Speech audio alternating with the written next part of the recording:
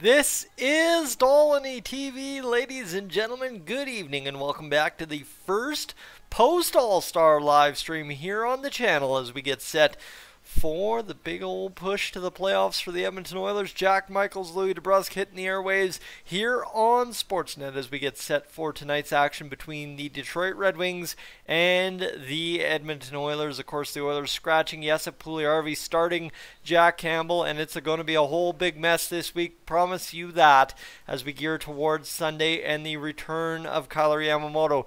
Jack Campbell, 15-8-1, 334 goals against average, and 887 save percentage on the season. He looks to improve those numbers yet again tonight.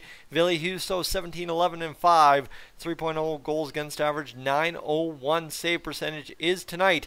The night the Oilers find that magical donut in the score column of the opponent post-game and score their first shutout of the season. I don't know. Maybe I just cursed it there.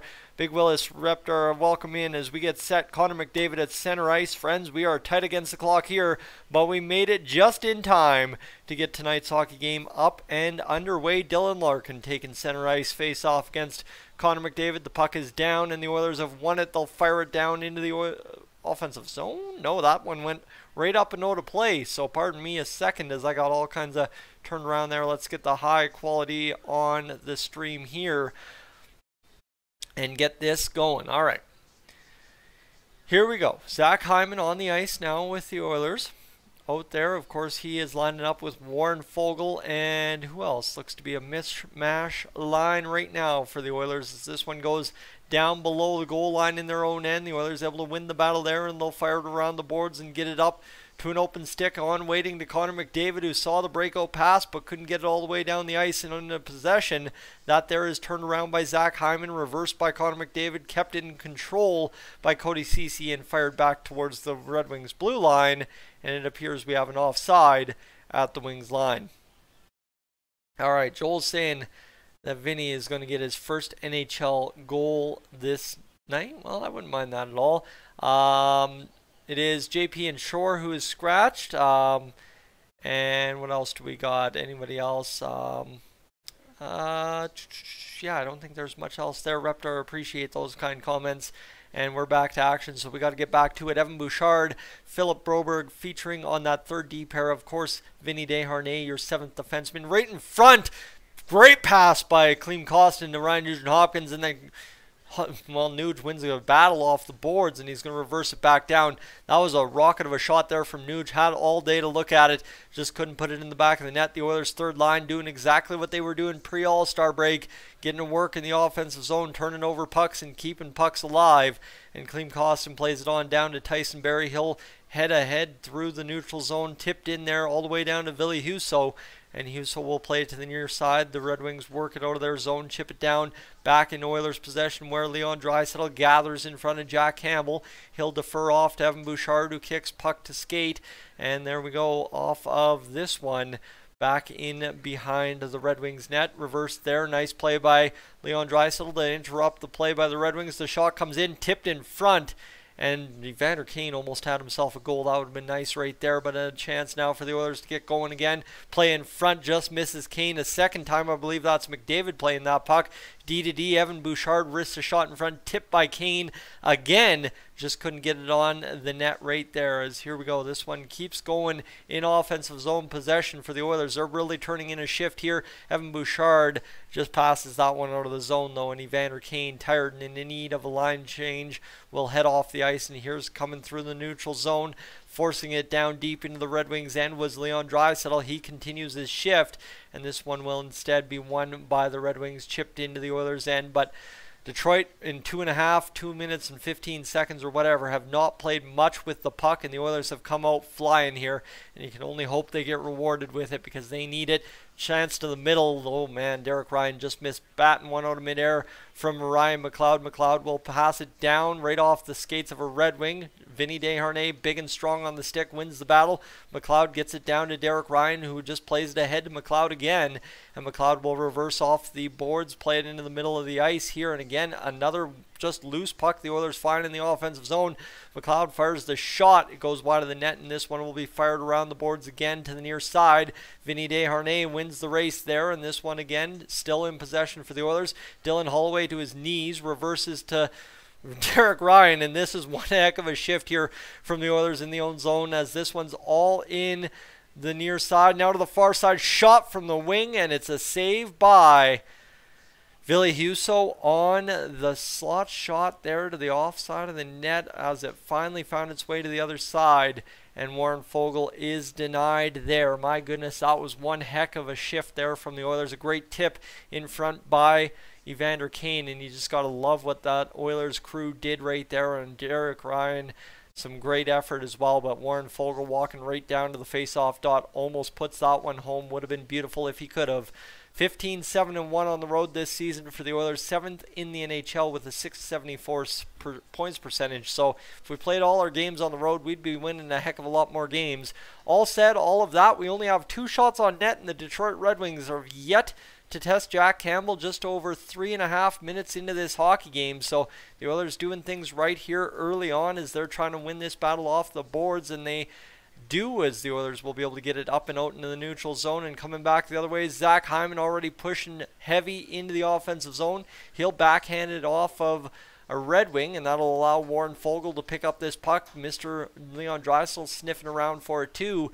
And now we've gone 4 minutes without the Red Wings really being able to gather any steam in the offensive zone. That's one heck of a way to win a hockey game early on for the Oilers. This one tipped down past Zach Hyman, and he will see it go past him, so he'll go off for a line change as the Red Wings bobble the puck around, can't really get through the neutral zone, and content to just dump it into the Oilers' end yet again.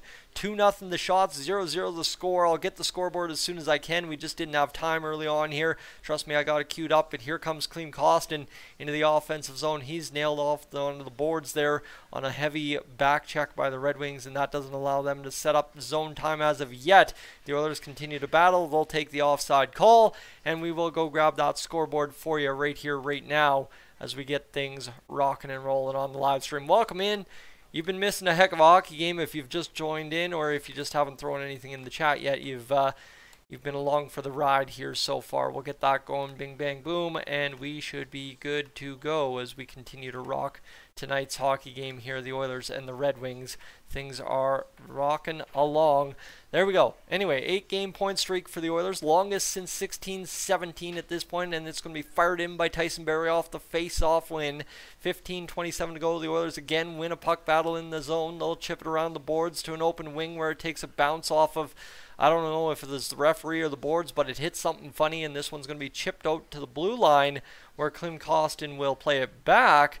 And now all of a sudden what you're seeing here is the Oilers getting it back into Ville Husso, who's forced to play it around behind his own net, and the Red Wings 5 minutes in, no shot. I don't even think they've got offensive zone possession as of yet, so that's a pretty rough go for them as it stands as they continue to bleed seconds off the clock. This one played ahead, tipped off a stick. Jack Campbell disrupts behind the net, and he'll play it to an open wing, and there you go. This might be the start of Red Wings possession as they finally get it off of that Jack Campbell play. Lasts all of about 3 seconds, and the Oilers are back the other way as Evander Kane comes chasing that puck down the ice, and the Red Wings able to turn him and Hyman aside for the time being as they'll yet again be forced to dump it down. The Oilers blue line standing tall, not allowing any gaps in the coverage, and here comes Connor McDavid flying back the other way. He tries to maintain possession, can't do it. The Oilers D instead bats it in off of Zach Hyman's stick, and the Red Wings again will have to carry this one over center and try to do anything with it. They'll play off at the blue line, and the Red Wings finally have an opening here. The shot fired, save made by Campbell, scrambled around the crease, and Campbell will say no and make the save right there, holding off the first shot from the Red Wings almost 6 minutes into the hockey game. That's not a bad night if you're the Oilers to start off, as that one just finally a good look there. It bounces off of a few players in front, and Jack Campbell scrambling around, able to find it and fend off that puck. And that's exactly what you want to see out of the Oilers. A good first 6 minutes. The first shot doesn't go in the back of your net.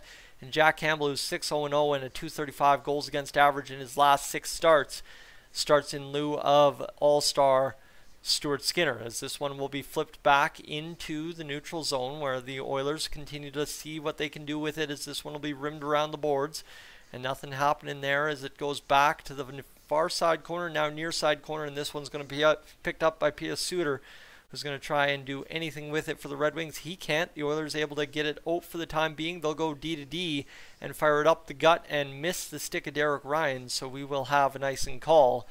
And that's where we're sitting right now for the Oilers. A 0-0 game. You don't mind this at all, eh? If the Oilers want to keep bringing it to the competition, we aren't going to mind that too much at all. And that's a good first bit of action for the Oilers. I don't mind seeing them take it and try and do their thing with it, so we'll see what happens.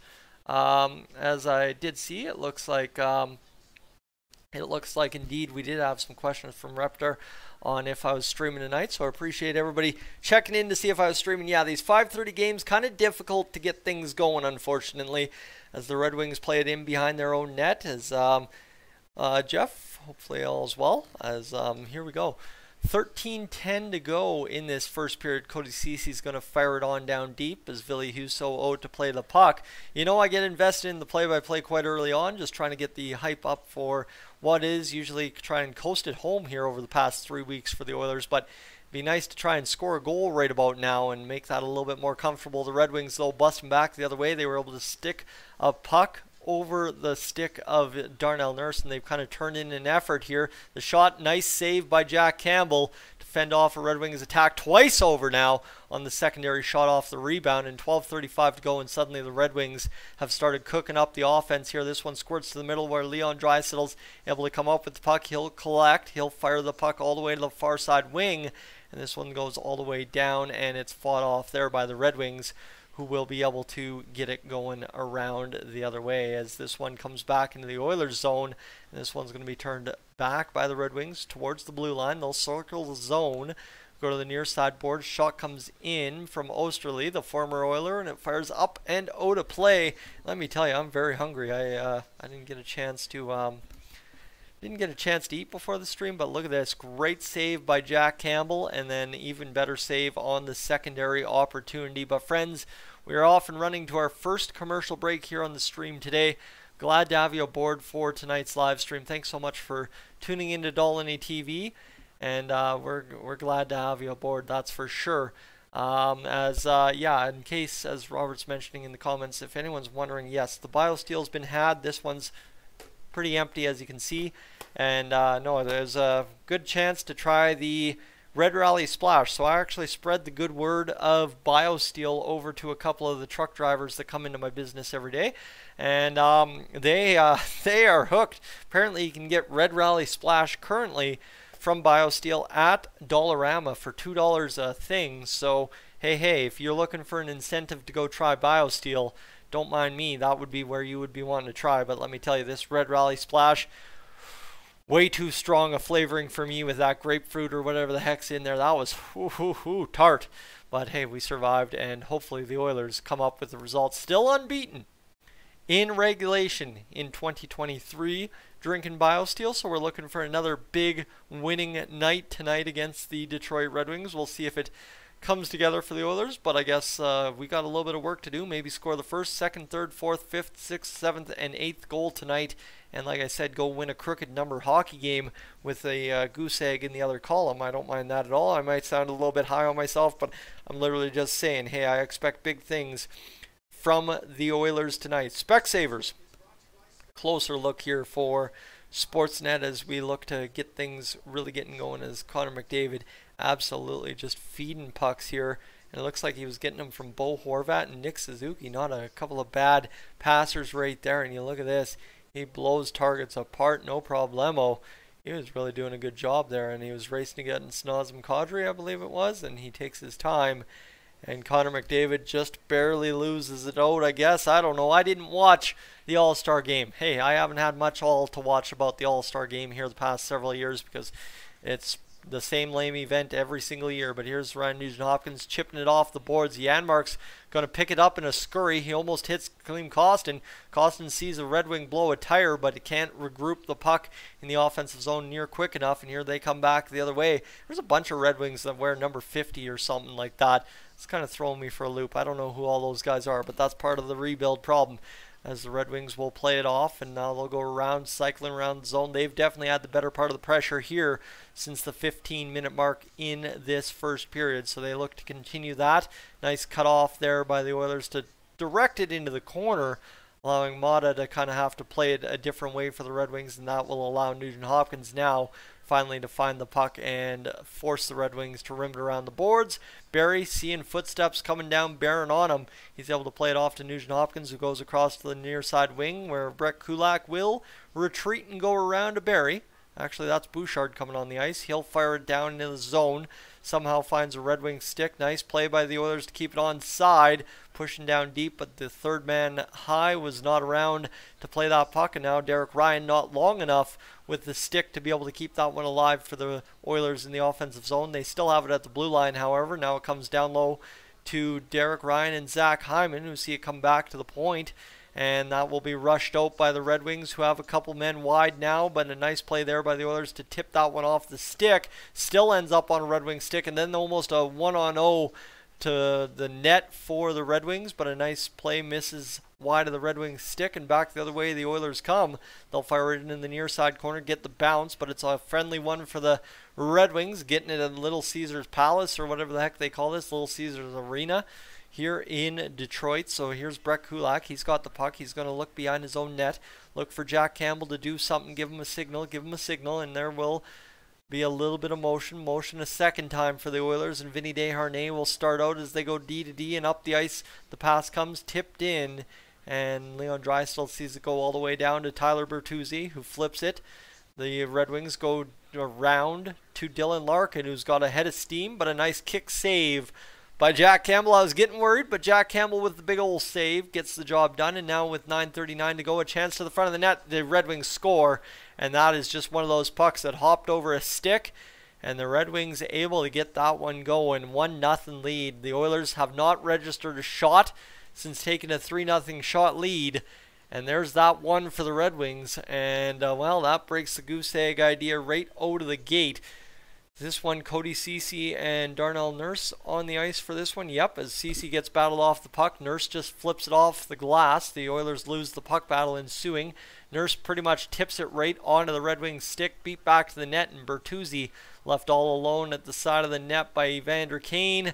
Back of the net it goes, glove side on Jack Campbell. That's just one of those defensive breakdowns that was bound to happen tonight, I think. You know, right? Everyone would expect the Oilers to maybe play a little bit sloppier out of the gate. They gave us a good first few minutes, and now all of a sudden something like that is how you start the scoring in tonight's hockey game. Not at all acceptable, but hey, we'll battle through as that's a kick save for Huso. Kicked right into the slot, but the rebound goes all the way to the point. Lucas Raymond, Dylan Larkin draw the assists on Tyler Bertuzzi's a marker, and this one will be backhanded out of danger by the Red Wings, who are now starting to group up a little bit more and make cleaner exits out of the zone. Jack Campbell takes it in behind the net. He clears it around the wings, and again Jack Campbell just throws it off the boards, and it causes the Oilers to potentially lose the puck battle. So that's one of those things maybe Jack Campbell's going to have to clean up, handling the puck a little bit tonight, and maybe not overhandle it like he has on 2 occasions to begin this hockey game. 8:40 to go here in this first period. It bounces off an Oilers skate in the Oilers zone. Nice hit there by Kulak to twice erase his man and take him to the ice the second time. And this one will allow the Red Wings, though, to set up possession. The shot fired, blocked in front by McLeod. Or sorry, that's Costin selling out for the block and getting it done. Red Wings still have possession. The shot from the point off the pads of Jack Campbell. And he will indeed freeze that puck. And that's where we sit here with a few minutes to go, friends. I'm just going to go grab a cookie quick, and I'll be right back with some water as well.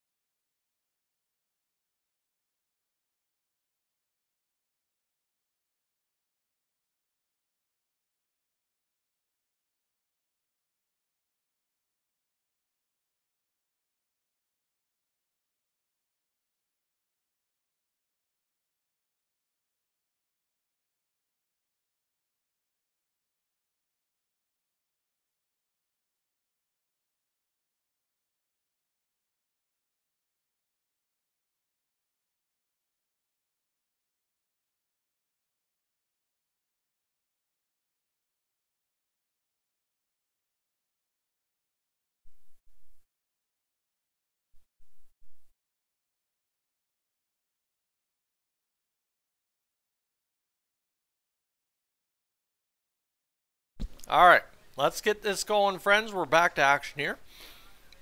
Sorry for any of those that had to watch me chew. That's an uncomfortable situation to be in. But here's Warren Foegele in behind the Oilers' net, playing this puck out from behind his own net up to the blue line. Stream even live? Oh yeah, we're good to go. We're good to go. It looked like I saw a ghost, but it's an icing call against the Oilers and a 7:53 marker here to go. Anyway, friends, we're going to test this out for the first time tonight. Let me know if you get the ad. That's always a good sign if you do, because we should be able to check this out. And it looks like we should be rocking and rolling, my friends, with what should be a good rest of this hockey game, as long as the Oilers can find the score sheet. That's always a concern, but hey, you know what? We'll see what happens here as Ryan McLeod digs this puck out. It'll go down into the Red Wings zone, and we'll start things up here. Next commercial break, remind me to tell you the watch time goals, all that. Red Wings blow a tire in the offensive zone. That still allows them to continue possession of the puck. It goes all the way to the far side wing, where, again, Tyler Bertuzzi will pick it up. He'll play it right to the middle where Dylan Larkin was lurking, but couldn't find that puck. Another tip play to the front, couldn't get it going. The Oilers look to find a way to break it back the other way, but Maurice Sider greatly erases a potential play there for the Oilers, and that's fantastic. Defense right there, just force the puck out of play, and you know how to do that pretty well if you're a D-man at the line, so that was a good little play right there. And this one, just Tyler Bertuzzi looking to the middle here, trying to get something done. Couldn't do it. Score is 1-0 for the Red Wings over top of the Oilers right now. That's where we sit. Yeah, you know what? 7:17 to go in this first period. We'd like to see an improvement in that score column for the Oilers. And obviously they've improved things pretty heavily here over the past several months. But we'd like to see that pick up tonight. Maybe get it up to 2-1 by the end of the period. That way we can go quite instantly out of the period. Get going. Here's Connor McDavid. I didn't even know Connor McDavid had the puck. It was a slap shot from Darnell Nurse. Bounces off of Husso.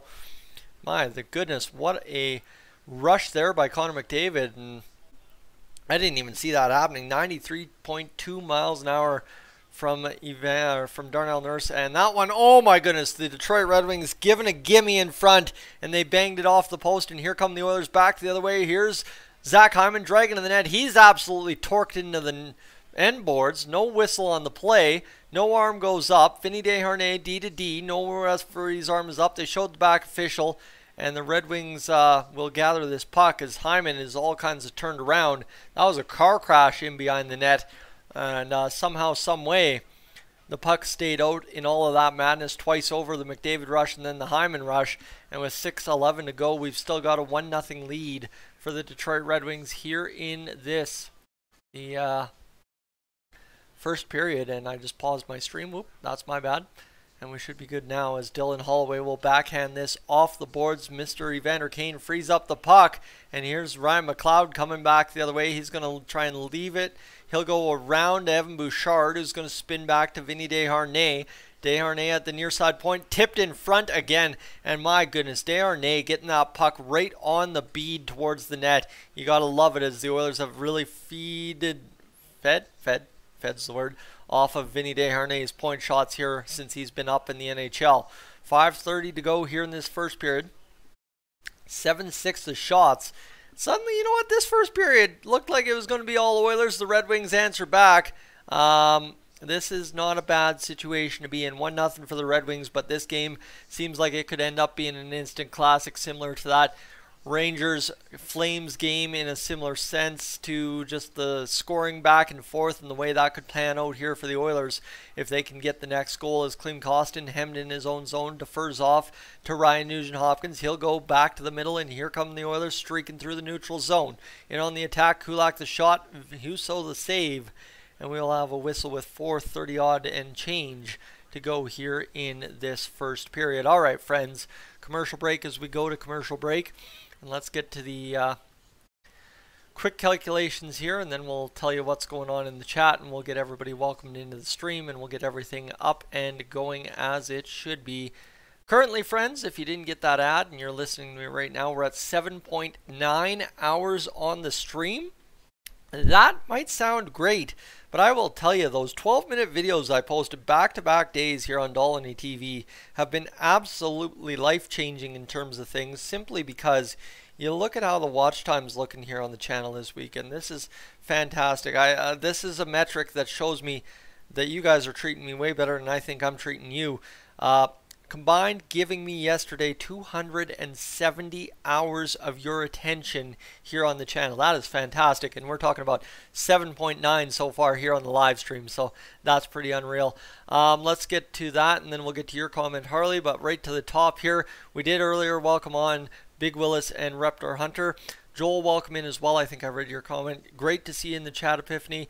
And anyone else, it was back and forth between all those folks. The Oilers fanatic in the chat as per usual on a Tuesday night.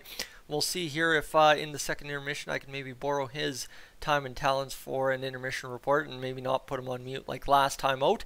That said, it looks like everybody's been in there. Jeff, welcome in. I think I got a chance to welcome you. And Dane, if you're still here, welcome in. Coolid, SK as well. Harley, welcome in as I've said. And as well, Homielander, Dakota, and Harley. It was the Detroit Red Wings, number 59, Tyler Bertuzzi, who scored the goal.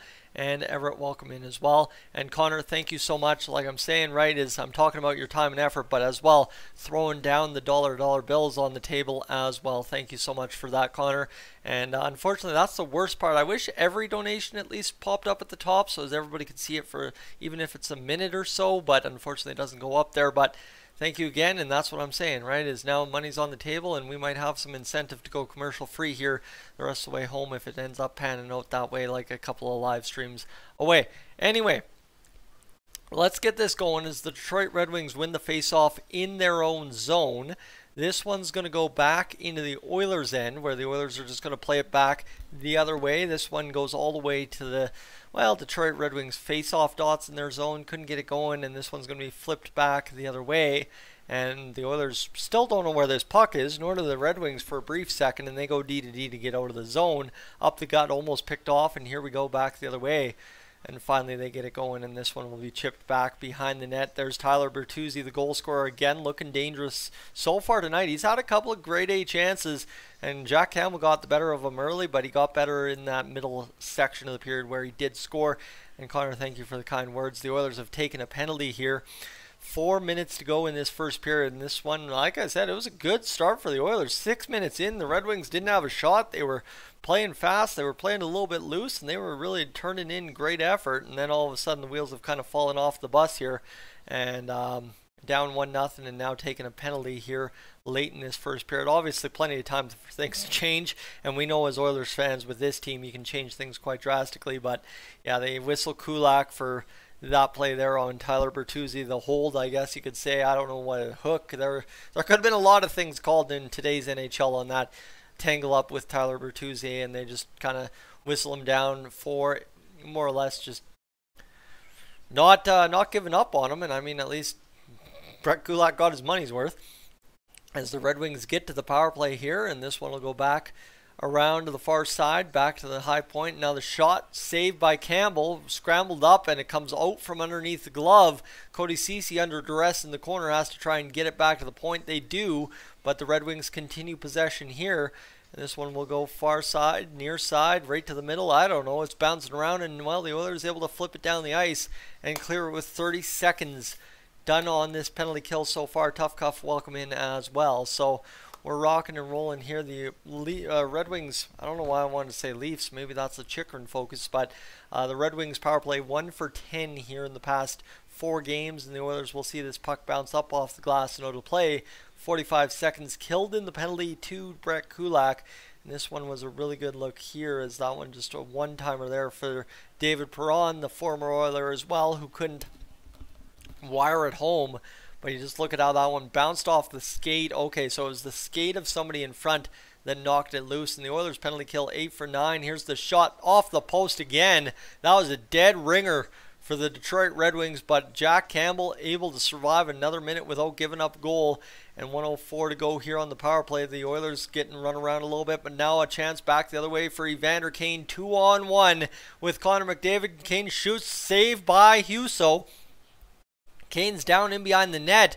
The Oilers, though, recover quickly to make it a 4-on-3 back the other way, and in fact it's 3-on-3 as the Red Wings go for a line change to get the second power play unit out, and another post shot again by the Red Wings. 3 posts early on here, and I need a drink of water. Sorry, I got something stuck in my throat.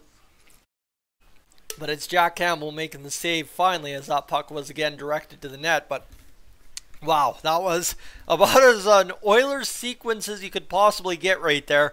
Dead ringer off the post, comes back the other way for a 2-on-1. The Oilers don't convert the 2-on-1. And all of a sudden the Red Wings get another one off the post just seconds later. And that's off of the old corner bar. And then Berggren fires it off the outside of the post. And scary moments here on the penalty kill, but hey, sometimes the goalie's best friend is the iron, and that's what the goalie's best friend has been tonight for Jack Campbell as he's come through in the clutch, has that iron, given up, well, a couple of dings, but making sure goals don't go in, and this one a chance here for the Red Wings again, busting in with 7 seconds to go on the power play as they try to get things going. Ryan McLeod in behind the Red Wings attack, trying to disrupt them and get it going the other way, and that's a good interception by McLeod there that time, getting in behind the attack, and he's going to go into the offensive zone now, spin around. I wouldn't really call that a spin around, but it was just more a spin around and button hook around through the zone. Draisaitl back to the blue line. Oilers now suddenly setting up zone time here as Tyson Barrie fires a shot up over top of the net, comes to the far side where Connor McDavid meets it. He goes back to the blue line where Darnell Nurse got it. He's going to fire the shot. Tipped in front again. Zach Hyman sees it bounce off of somebody. Hyman trips up Nurse, and this will be fired, well, maybe by the Red Wings down the ice.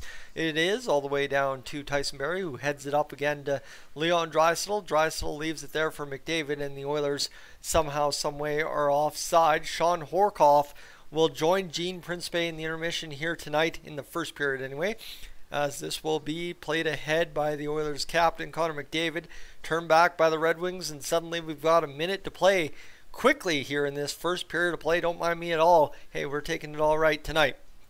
Darnell Nurse will go back through the neutral, now loading up Connor McDavid to engage, and he will go down off the side of the net, kicked it there and lost control of the puck, and now a chance for the Red Wings with 40 seconds remaining as they cross the center line, and they'll fire it down in below the Oilers' goal line. This one again batted ahead to absolutely nobody. And the Oilers, an unforced error there, have given up a face-off in the offensive zone with 30 seconds to go.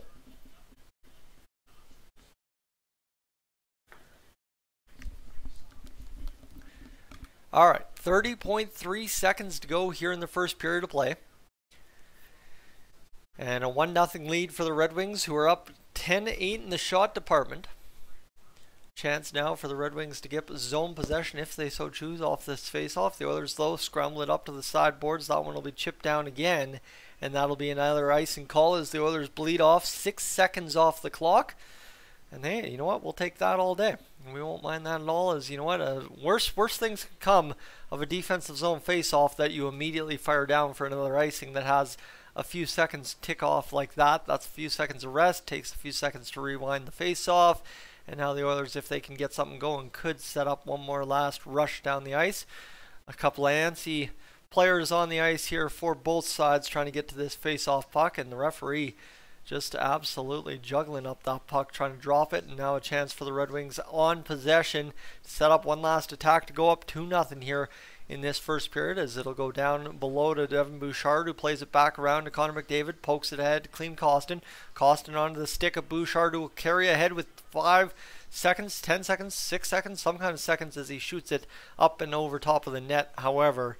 And I was just baffled. That was looking to be a great shot for Bouchard. Fires it off a stick. That ends the period, and the Oilers will finish down 1-0 after one period of play against the Detroit Red Wings. Hey, could be much worse.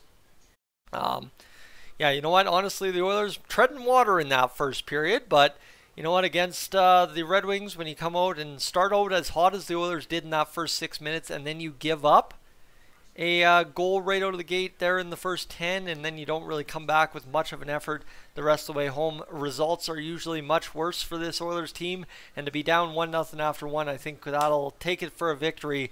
Given how this season's gone, and we know how this team sometimes performs after rest, hey, we aren't going to mind it at all. This doesn't look like that Columbus Blue Jackets game at all yet, so I think we're all right. And we're just building that story at the end of the day, right? So we're on commercial break, friends. I will send you a quick number here. So we're at 267 times 2.8.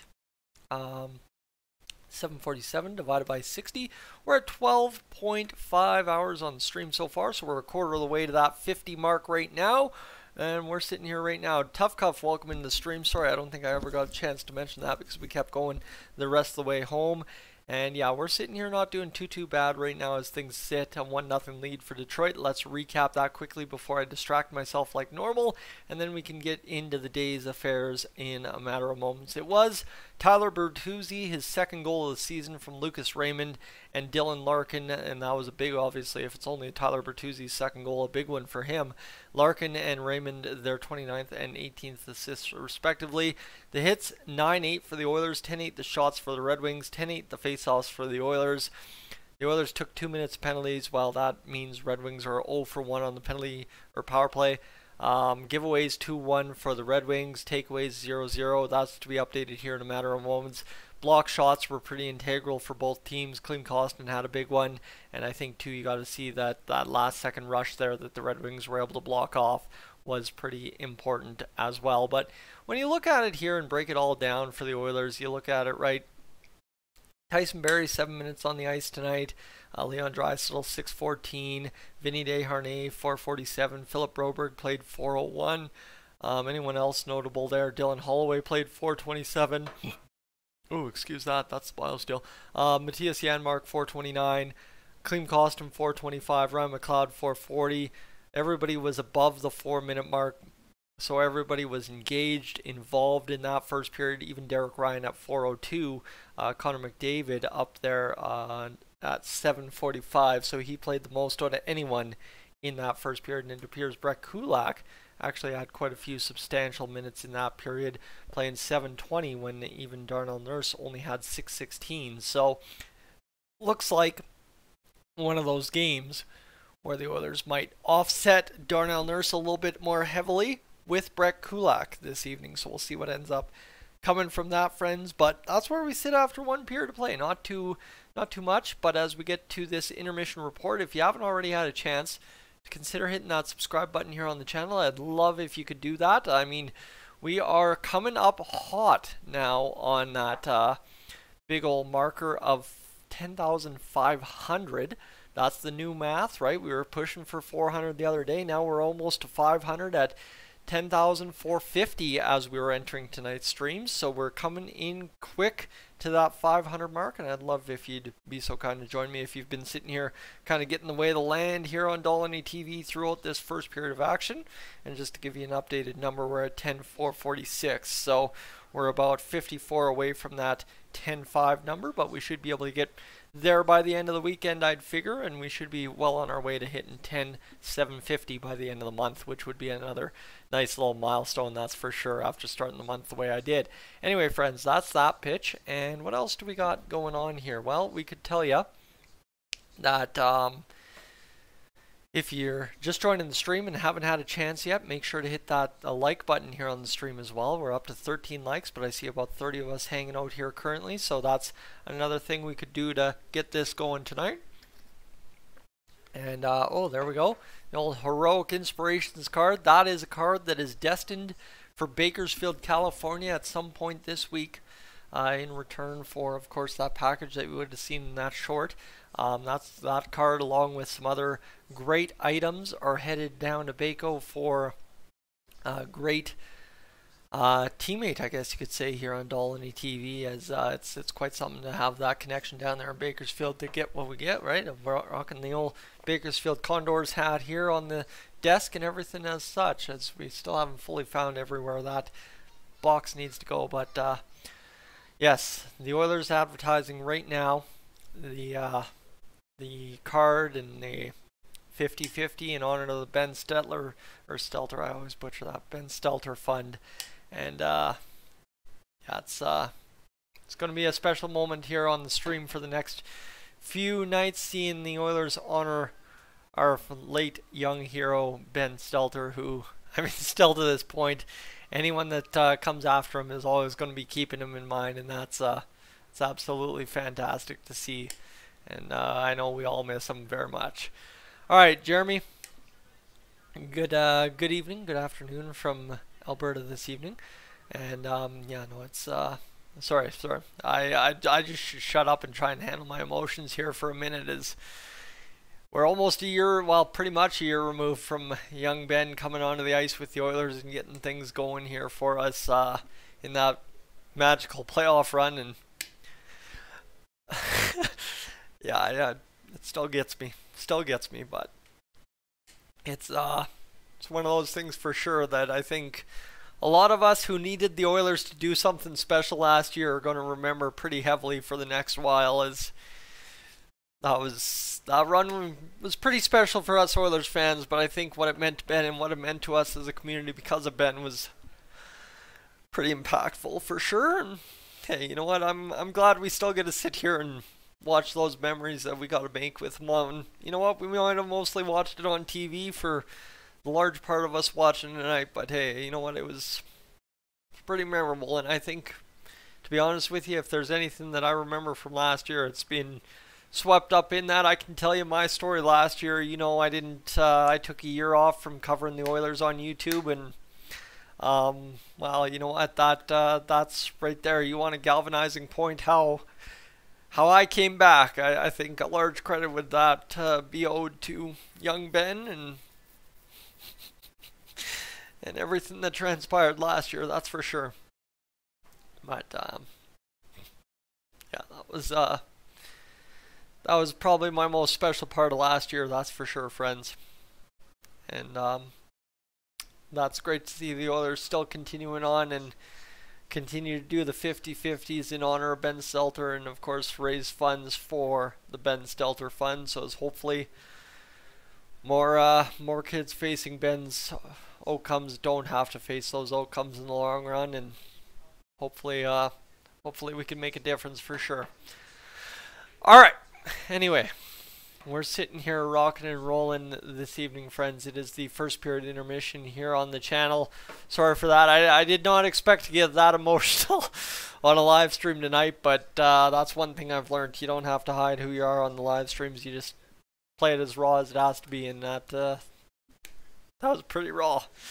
Ken Holland talking with some folks in the Detroit hallways at Little Caesars Arena, and yeah, you know what, we're going to get back to this one. Of course, if you're just joining in wondering what the heck's gone on here in this first period of action between the Oilers and Red Wings, the Oilers down 1-0 here after one period to play. It's Tyler Bertuzzi who scored the goal.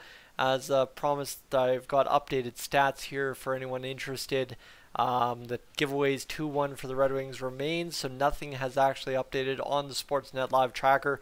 Tyler Bertuzzi scores his second goal of the season from Lucas Raymond, and Dylan Larkin scores his 29th assist of the year, so he continues to have a not too bad, not too shabby season for the Red Wings. As we're sitting now, friends, just to see what we got going on for current notifications on Twitter, or see if the Oilers have maybe pulled the trigger on a Jesse Puljujärvi trade. Oh, well, never mind. And what we got going on here? Yeah, they're showing the replay of that missed open net by the Red Wings that could have definitely changed it for sure. And let's see what else we got going on. Anything happening here? Not much, not much, not much, not much. Down by one, heading into one.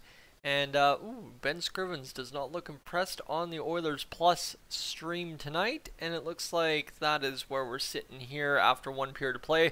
I'd say there is plenty to be unhappy with for Oilers fans after that first period, because, hey, you know what? The way that first 6 minutes started, I think you would have expected to be up 2-0 midway through that first period, but unfortunately, they just couldn't get it going. But that's fine. We'll survive. We'll get her rocking and rolling here eventually and figure this out. As I don't think there's anything else on Twitter to glean from what we got going on, so we are good to go here right now as we sit. Connor, again, thank you, my man. Hey, man, you know what? Time yourself out on those, please. But as we're sitting here, yeah, they played Zach. I think you're summing it up perfect. They played a solid first 5 minutes. First, 5, 6 minutes. Obviously, the Red Wings started turning the tide a little bit in that next minute, but yeah, they played solid for 5, and then the last 15 not so pretty, and you're lucky to be down 1-0. I think on a couple of plays there, post to post, and that missed post as well. But Connor, again, shout out, thank you to you and friends. That means we're approaching that territory again. But as we're sitting here, thank you, Connor. I'm glad to have you covered tonight. And again, I guess that's to Connor's point. And to Kulit's point, hopefully tonight we see an Oilers victory, right? I don't know what to expect coming out of this All-Star break. I mean, I don't even know what to expect out of myself. Am I going to pile up and just not be able to finish the game after the second period of play? I don't know. That's a strong possibility because I haven't done one of these streams since, 2 Saturdays ago. And when you have it as cushy and nice as I did up in the hotel in Calgary for that week, I didn't even have post a video for almost a week, so that's kind of where we're sitting right now.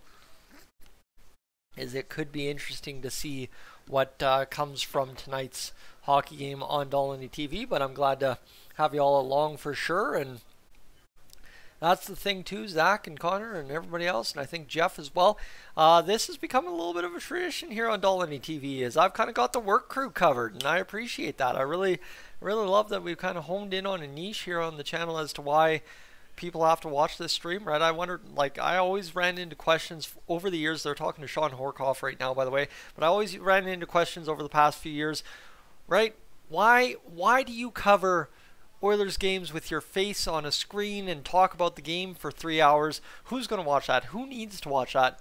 And it actually is quite amazing to see what the difference can be by live streaming games for folks at work that just don't get a chance to watch, or it's always just an update, right? I've got the scoreboard there, so if you need a quick update, you need a quick thought, you can ask a question, and away you go, right? That's the way it goes. So Kulid, back to your question, as I'm just kind of roundabouting here all over, is to say I think the Oilers win this one. I think obviously the effort level is there in this game. Not great in that back 15, but if they keep flying like they were in that first 5, we should be just fine, and I think that's quite a possibility here as we get going into this next little bit of the hockey game. They're showing the 06 triple OT winner, which at that point I wasn't allowed to watch TV. I had gotten grounded from TV, and let me tell you, a lot of hard lessons learned there when your parents ground you from TV when the Oilers are in the second round of the playoffs and it's your first year watching hockey. But I got to see the cover of the Edmonton Sun in the morning. My dad had the paper up in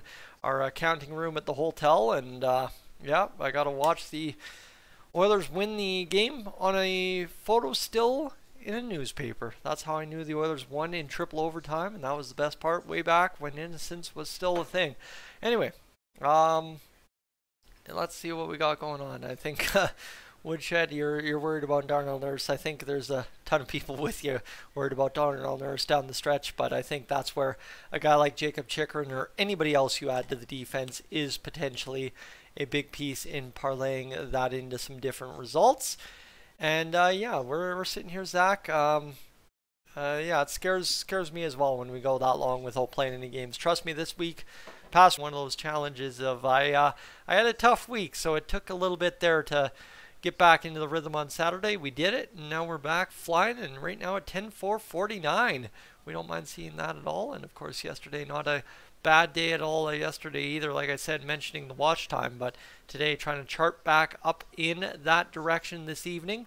And I thank for everybody for being along for that ride, because it means the world to me to have you along for today's game again as well. And of course, to anyone that's tuned into that short that I posted last night, I didn't realize that banging my head off a wall would somehow generate 2,000 views, but hey, I guess you got to try new things to get somewhere, and that's where it is tonight. So we're sitting along, friends. I'm going to just quickly give you a watch time update again, because I think we're approaching 20 hours here on the stream. So hey, look at the intermission doing us wonders, eh? That's not too bad at all.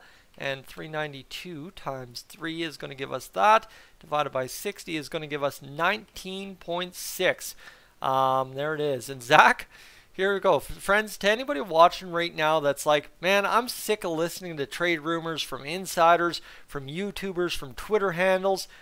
I am sick and tired of making them. That's the point of that Yes at Pulley video that I made, is I just want a trade to happen so bad, because imagine this, right? As an Oilers YouTuber who's done this for 5 years, can I give you a little secret of the trade to anyone that's looking to make a YouTube channel, whether it's covering the Oilers, Red Wings, any other NHL team? There's levels to what does well, right? Is signings are kind of the bottom tier. Signings, hit or miss. Next is trade rumors. And then top tier is trades. That is when Twitter, YouTube, everything goes nuts, right? When something actually happens. And that is the craziest part here, is we're going to see that first response, especially if I'm at home when a trade happens. Oh, light me up, because I am going to lose my marbles. It's going to be fantastic to see a trade go down when I'm at home, hopefully tomorrow or sometime on the weekend this weekend, because let me tell you, you want to see Dolynny TV get views. You want to see you guys be able to engage with the video like crazy. The videos lately here on the channel have been getting like 18-19% click-through rate on the first hour. That video, the first trade that happens this year for the Oilers, will guaranteed in the first 30 minutes have at least a 40% click-through rate. And that's not me being high on myself. That's the impact of when this first trade actually happens. That's what we're going to see happen. And I just to quantify it into some numbers is I would love to see a trade happen, because let me tell you, it bodes well for all of us involved, that is for sure. I'm tired of the rumors, right? Rumors are hit and miss. I want the trade, because that is physical, concrete, big time results. All right. What do we got? Brian, good evening. Welcome in. I forget. At this point, we're still having people trickle into the stream. That's one thing that I tend to forget, is we're still at that point of this stream where it's only going into the second period. Connor, you're from Kingston, Ontario. Oilers are your favorite team. Spent 4 years in Edmonton from 2016 to 2020. I love the team and love that city. Well, I mean, I wish I could say I loved Edmonton a little more. Sorry, Calgary's got the mountains. Calgary's got the Chinooks. I have come to love Calgary as a city a bit more, but definitely feels like home being back in Edmonton. I wish I could say I had better years of my life in Edmonton. I had two pretty bad years of my life in Edmonton going to college. I mean, great to get a college and education and all, but it was it's not a great time up here, and it was not a great time in family life, and it was not a great time overall. And you know what? I'm glad I left those years behind in Edmonton, and now I get to set new marks here in Calgary. The face-off is down for the Oilers. Flipper do though. Welcome in. You just got under the wire there, but here we go. This one's going to be tipped all the way down into the Red Wings zone. And with 19:49 to go here in the second period of play, the Red Wings are going to bust it across the Oilers' blue line. Get it past Darnell Nurse, down to Cody Ceci. Ceci plays it on over to Darnell Nurse, and now back the other way we go, right up the gut. Here comes Matthias Janmark spinning off. Nugent Hopkins goes to hit him back, and Janmark didn't realize the Nuge was coming back to him, or he would have had a clear chance for a one-timer. This one, though, the Red Wings play back into the Oilers' end, just curl it off a stick onto a Red Wings stick. And now we'll go D around, and the shot from the far side, tipped in front, goes wide to Jack Campbell. We're just hoping to see this Oilers team do something here in terms of not giving up a goal on this shift, and then maybe busting down the ice for a 2-on-1 and converting. That wouldn't be bad at all. The Red Wings, though, D to D, near side, far side, and the shot from the far side. Save made. Now all of a sudden we got pushing and shoving in front of the Oilers net. Brett Kulak was cross-checked down, and it looks like we will have a Red Wing go to the box here with 19 minutes to go here in this first bit of action, the second period. And sorry, I got mustache hairs poking up into my nose. If you keep seeing me wipe my nose, as I just haven't had a chance to trim the mustache this week yet. But this one's going, and this one, look at that back door play back to Janmark for the patent one-timer. And I guess Fabry actually kind of took him down, tipped the puck wide. Kulak goes back to the front of the net, and then Fabry cross-checks him there. Yeah, Fabry just right into the arm, and then they get jousting. And then Fabry, what does he do? Oh, he just face washes him down to the ice. That's what happens there.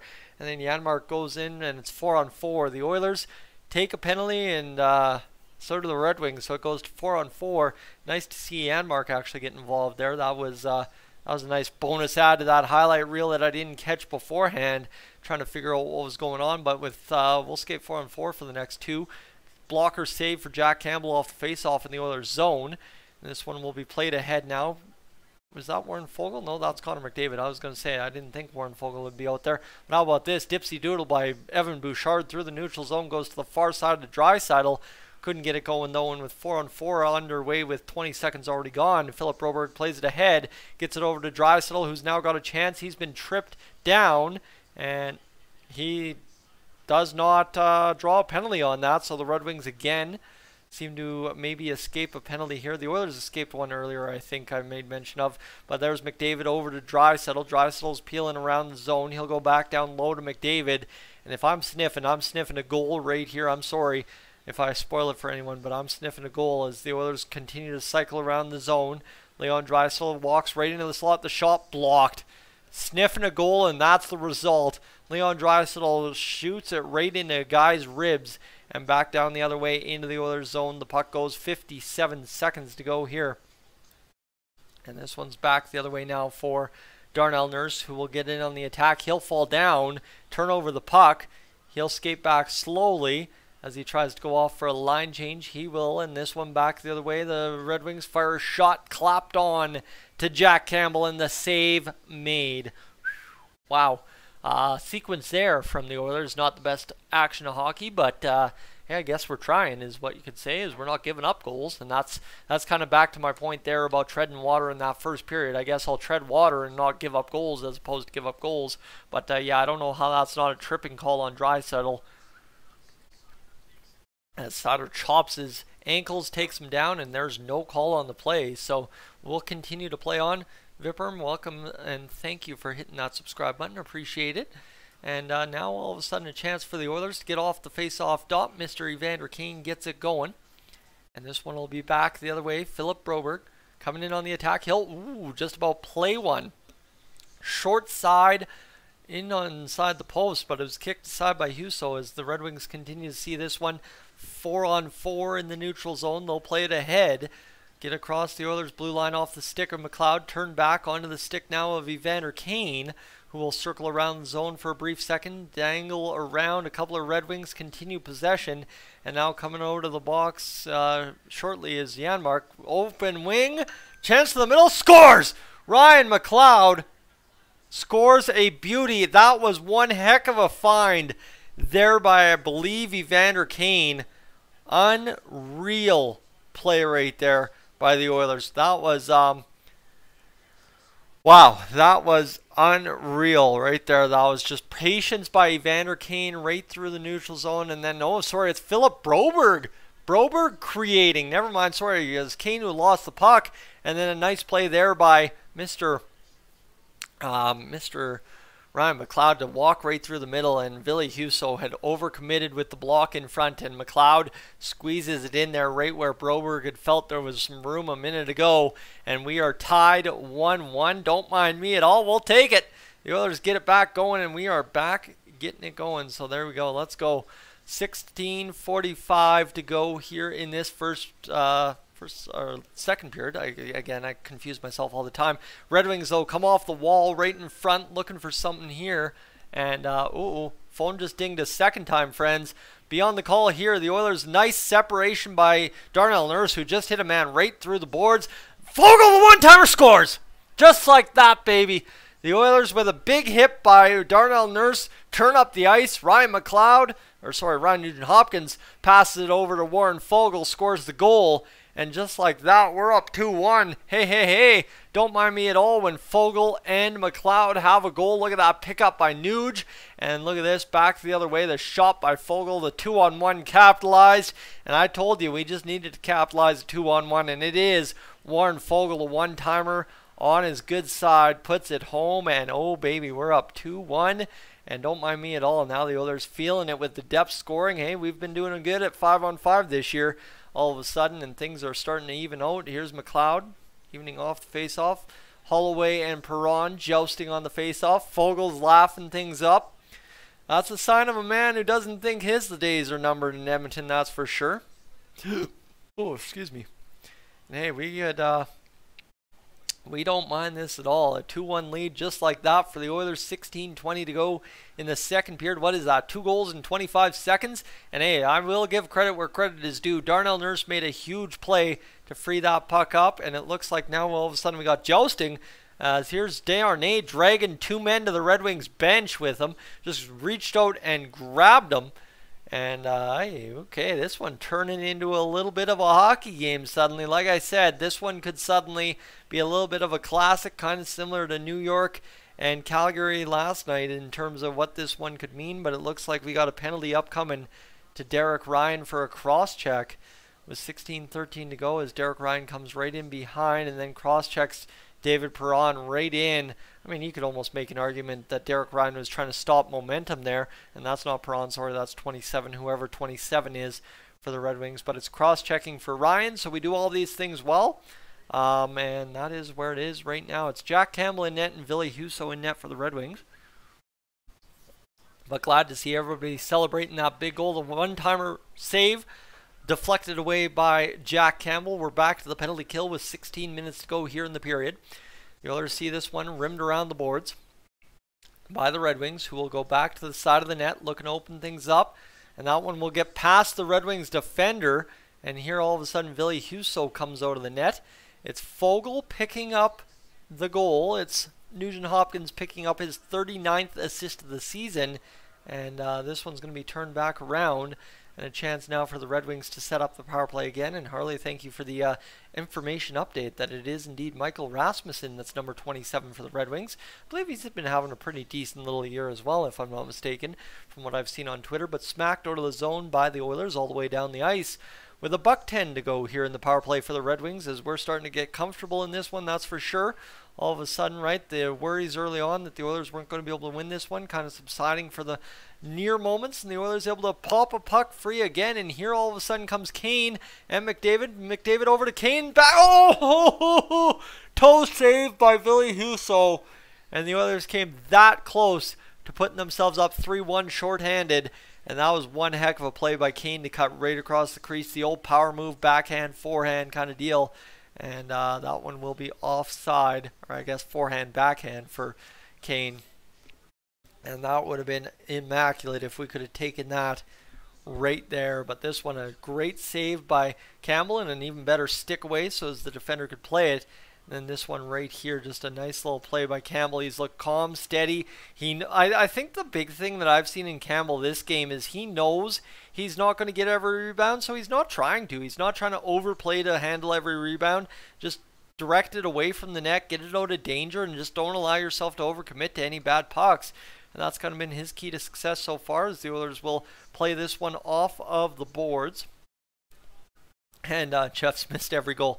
Hey, you can always skim back and find it there for sure if you want. I don't think my reactions have been too great tonight, but hopefully things turn out for the better here as we keep scoring more. And this one back the other way. Coolid, by the way, on pace for that 4-1 game. As the Red Wings will load the shot, blocked up over top of the net. This one goes back behind Jack Campbell for a moment. The Red Wings pitch it back into the zone in a desperate effort, and this one's able to keep it alive. Backhanded across the zone. It will go up and out of play with 14:13 to go. The penalty is over, by the way. And we are back to even strength, my friends. We've gone to a commercial break just quickly, so not an official commercial break. So I'll just give you a watch time update if you won't mind that at all.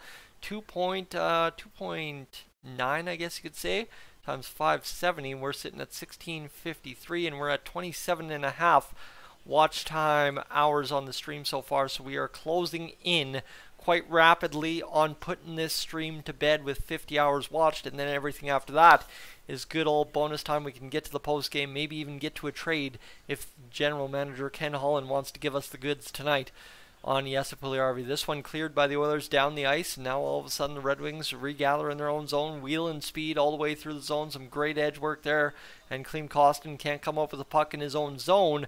Red Wings able to keep this one alive. Rasmussen off trades with another Red Wing. It comes around to the near side boards and escapes the zone because the Red Wings weren't ready for that one to come all the way back to the point. So there you go. That's where we're sitting right now with 13:41 to go here in this second period. The Red Wings again will try to escape back the other way into the Oilers zone. Here's Rasmussen. Shot saved by Campbell. He'll freeze the rebound.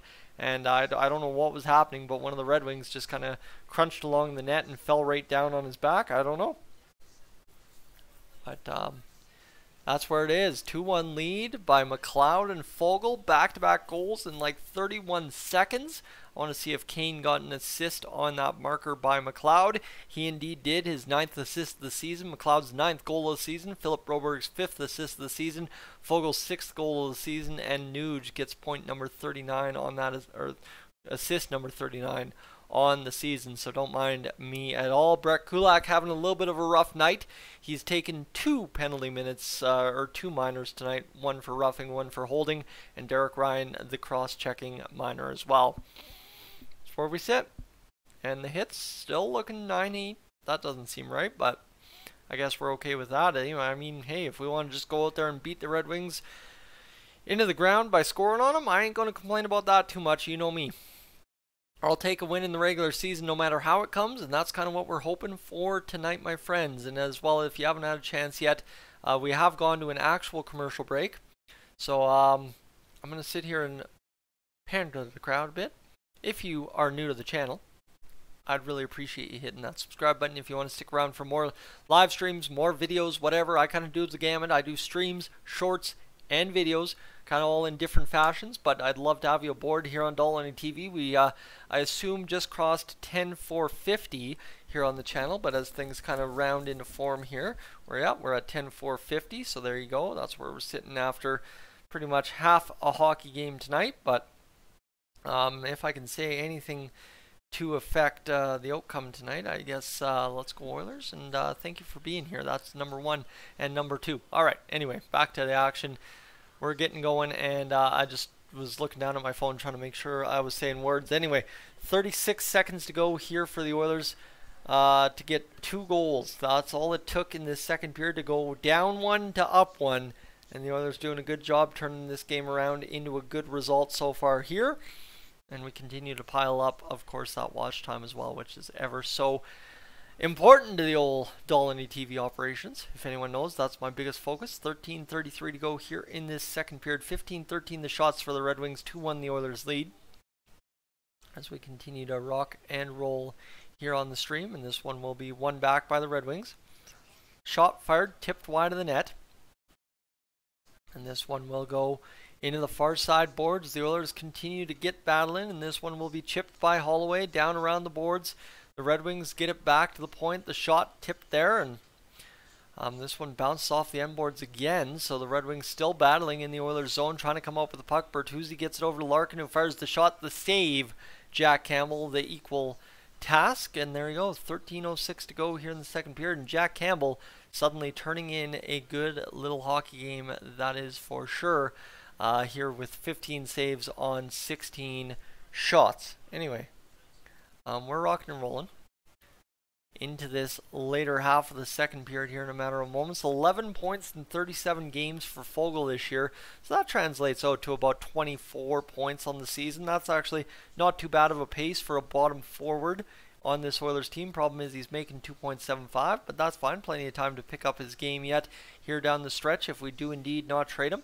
This one's going to be back into the offensive zone for the Oilers. As Foegele, actually defers off to the D, allows the Oilers to get onside. Bouchard fires a shot. It's blocked off a stick again. Bouchard will round through the zone. A man's lost his stick for the Red Wings. This one will go back to McLeod. The short side shot wired the secondary chance.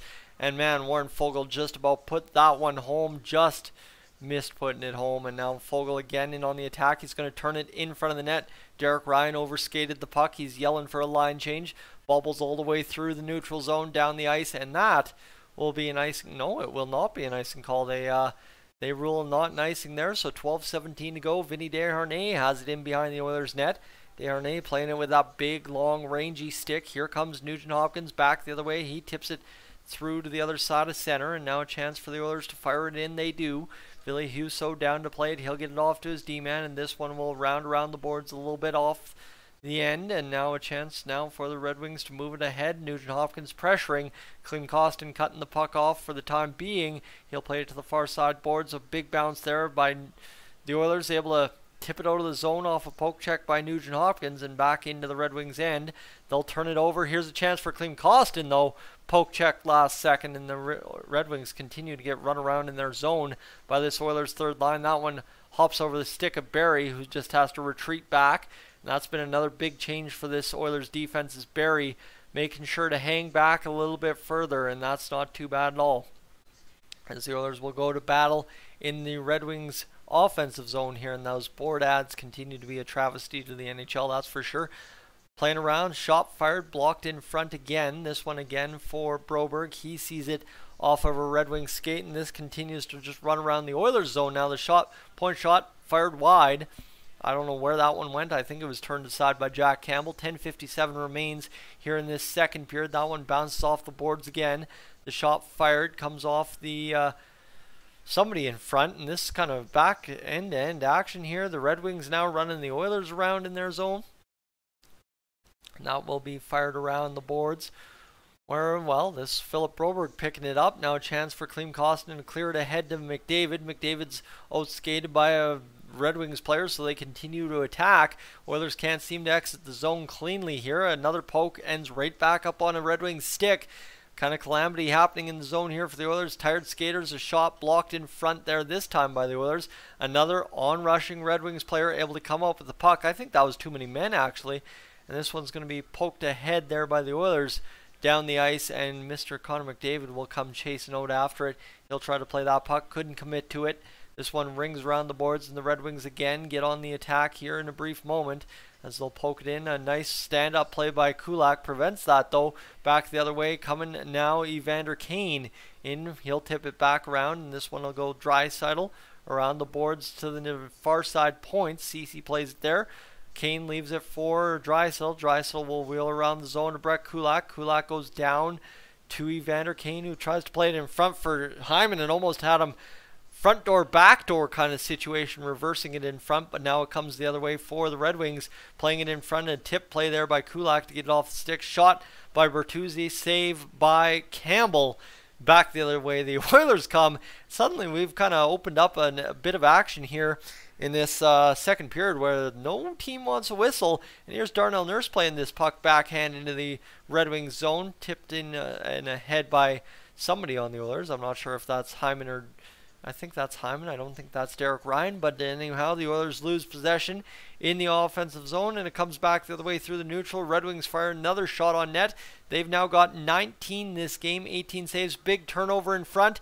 Big hit there by Darnell Nurse to erase the threat in front. He's had two big ones tonight, and I might see a scrap coming up for Darnell Nurse tonight. And like I said, a little bit of a memorable one last night for Calgary. Maybe the Oilers sending a message here that they're in it to win it as well, to the Pacific Division. 12-10 the hits for the Oilers as we continue to play on. No whistles yet. Puck's in the neutral zone. This one gets past Broberg. A nice kick save by Campbell. Bounces there, and now 2-on-1 for Derek Ryan and Warren Foegele. Foegele and Ryan botch it. That was expected, but that's fine, as Warren Foegele will go back, and a chance now for Broberg to go across. You heard my phone ding, and the shot in front tipped, and I don't know if that's Derek Ryan or Warren Foegele, but the Oilers have made it 3-1 on that marker. 8:05 to go in the second period, and there you have it. Finally, the end-to-end action ends with a puck going in the back of the net, and it is 3-1 for our Edmonton Oilers.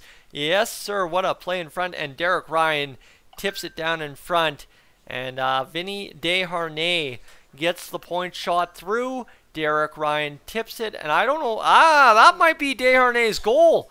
I think that tipped off a Red Wing stick. Let me see this in front again, and oh, never mind, that is Derek Ryan's goal. As Warren Foegele thinks he got it, I don't know. I think that was Derek Ryan tipping it in front, but I guess we'll see who they give it to. And either way, it's 3-1 for the Oilers, and we don't mind this at all. 8 minutes to go here in this second period of play. A nice call against the Oilers immediately after scoring the goal, but hey, don't mind me. The Oilers have taken that big lead we need, and we're rocking and rolling tonight, friends. If you haven't had a chance yet, leave a like on the stream. I'd really appreciate that. But look at this one in front. I think last second it tips off of Fogel's body is what they're saying. At least that's what Fogel's fighting for. And looks like Holloway has drawn a penalty as well. The Oilers are about to go to the power play. An interference call against Moritz Seider. So he chopped down Draisaitl a moment ago, it feels like, and now he'll actually head to the box. And the Oilers power play, after scoring a goal just a moment ago as 5-on-5, the Oilers power play gets their first chance of the night. And look at that, nice goal there from Desharnais and Fogel, and you like to see that. Desharnais continues to put pucks on net. We were talking about that earlier in the first period, and he has now drawn another assist. I don't think that's unassisted at all. That will be a big goal there, unless they're ruling the tip, but I think it should be Desharnais with an assist for the Oilers. And a power play upcoming. Don't mind me at all. We'll throw up an ad here quickly, and we should be able to see that we are closing in on the old watch time marker here. 3.05 divided by 710. Oh, nope, that was supposed to be multiplied. 3.05 times 710. And 2160. 65, we don't mind that at all. Divided by 60, we are sitting at 36.1. Hey, what do you say? Phone continues to keep coming off.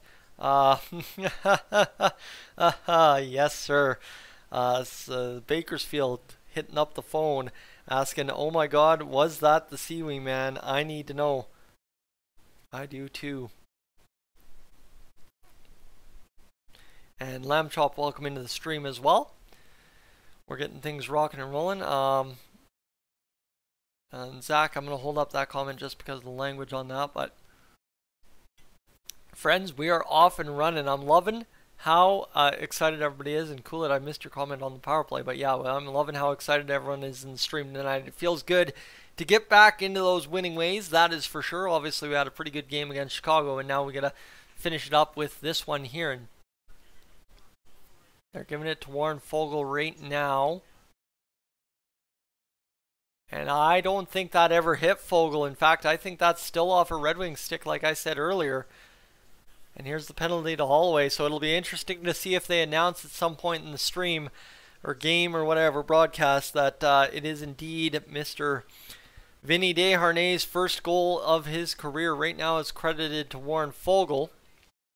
But I want to see way back to the start of the stream, where Joel was saying, Joel came into the stream and said it was going to be Vinny Desharnais who scores his first career goal tonight, and that may very well be true on that third goal for the Oilers.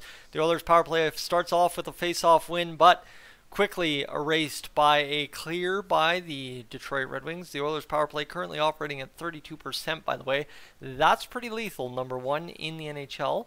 That's what you need to know as Connor McDavid winds up to get the zone entry. He'll sift across the blue line. It's knocked off his stick. The Red Wings battling there to get this puck out of the zone. Hyman just about kept it in, but with a $1.30, the Red Wings able to clear it down the ice.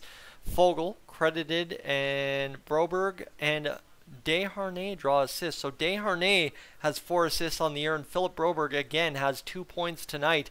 So I feel like he's had 2 multi-point games and just drawn 2 assists some other way. But $1.10 to go in this power play that hasn't set up much at all, if anything, as of yet. And I would wonder, you know what, you get up big. I wonder instead of Broberg or instead of Bouchard, I wonder if it's Broberg on the second power play unit tonight, because it seems like Broberg's having himself a game, as this one will be chipped off the boards there and again turned back. Hey, the Oilers power play, if they just want to tread water here, I don't mind that at all. I mean, I'd rather go for the kill, but the Oilers just seem content to try and play this puck and keep it away from the Red Wings for the time being. They'll go across to Connor McDavid, who's going to bust across the line. He's going to get on the attack. McDavid sifts to the middle, can't do it. And now Bouchard's out there on this second power play unit. That's not unexpected, but here's Bouchard. The shot fired wide of the boards. And that one will go down past Bouchard again in this power play. I mean, I'm all excited. We just went up 3-1, but this has not been a good power play to follow that up. Here comes Ryan McLeod with 15 seconds to go in the power play. He's going to rim it around the boards. Back to the blue line, Bouchard. He's got possession with 10 to go.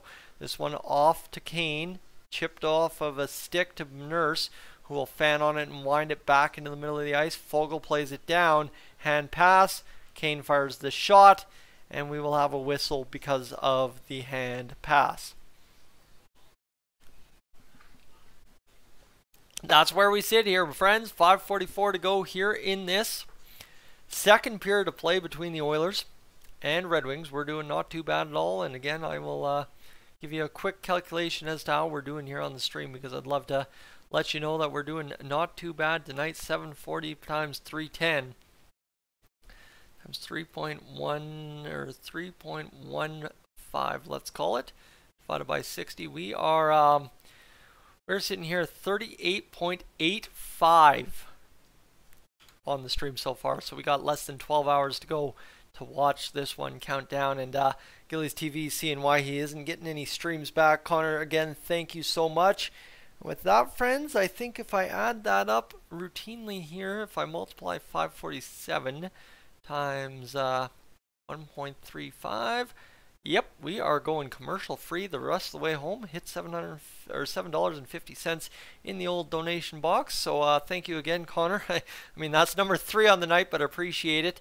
As we're sitting here getting going towards, obviously, this conclusion of this game with only a few minutes left in the second period.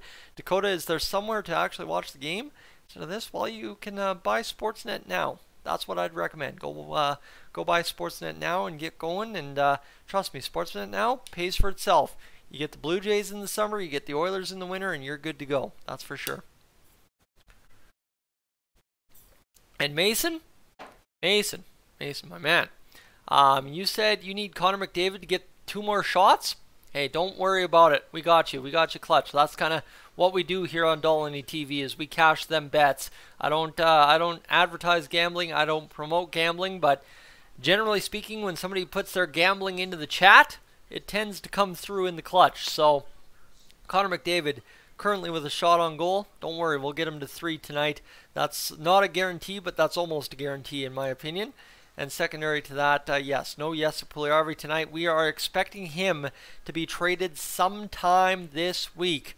And we'll see what ends up happening here in this next few days. The Oilers win the faceoff, rim it down the boards, and now the Red Wings chasing in their own zone as Derek Ryan collides with Dylan Larkin. It'll go around the boards, and a chance now for Dylan Holloway to play it off the boards, and he gets it over to Derek Ryan down behind Ville Husso and the Detroit net. A battle around the boards, well, rims it up to the near side for Lucas Raymond, who fires it across, tape to tape through the neutral. The shot comes in, blocked by the Oilers. Dylan Larkin gathers at the high point of the Oilers zone, tips it on down all the way behind the Oilers net. Raymond there near sideboards, high point now, spins around again and gets it down low to Larkin. Nice maneuver by Cody Ceci. He gets it going, and this one will be played ahead. And now a chance for Evander Kane, who will give away a shot. And a nice save by Ville Husso to keep that one out of the net again. And that's where we're sitting right now, 4:57 to go here.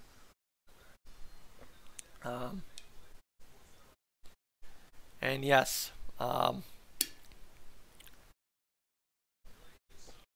yes, Flipper, I do make money on ads, but I will tell you, the money on a live stream, at my current rate on terms of how many views and stuff I make, is it's completely fine after $7.50 worth of donos on the stream to go. Ad free, it does not make that much of a difference overall. So, it's just one of those things. If I don't have it, I try to do it. If not, hey, I don't mind it at all. The Red Wings fire a shot off the back of the cage. Jack Campbell able to escape danger there as it missed wide of the net. The Oilers turn over the puck in the neutral zone, and then I think Nugent Hopkins, if the back referee is watching, nope, is not, guilty of a hooking call, and this one's going to be tipped up off a glove. I think the officials have missed 2 Oilers penalties and missed that Cedar call, and I think 1 more for the Red Wings. So refereeing's going bad both ways right now, but this is going to be wired around the boards. 4:20 to go here in this second period, and this one's going to go on down to the Red Wings Veleno, who will play it around. And this one will go back the other way. 4:10 to go here in this second period. 2017, the shots on net. Fired, flipped down to Jack Campbell. Nope, near side corner. I didn't know where that puck went. I lost sight. Don't worry about it. As this one will go back the other way.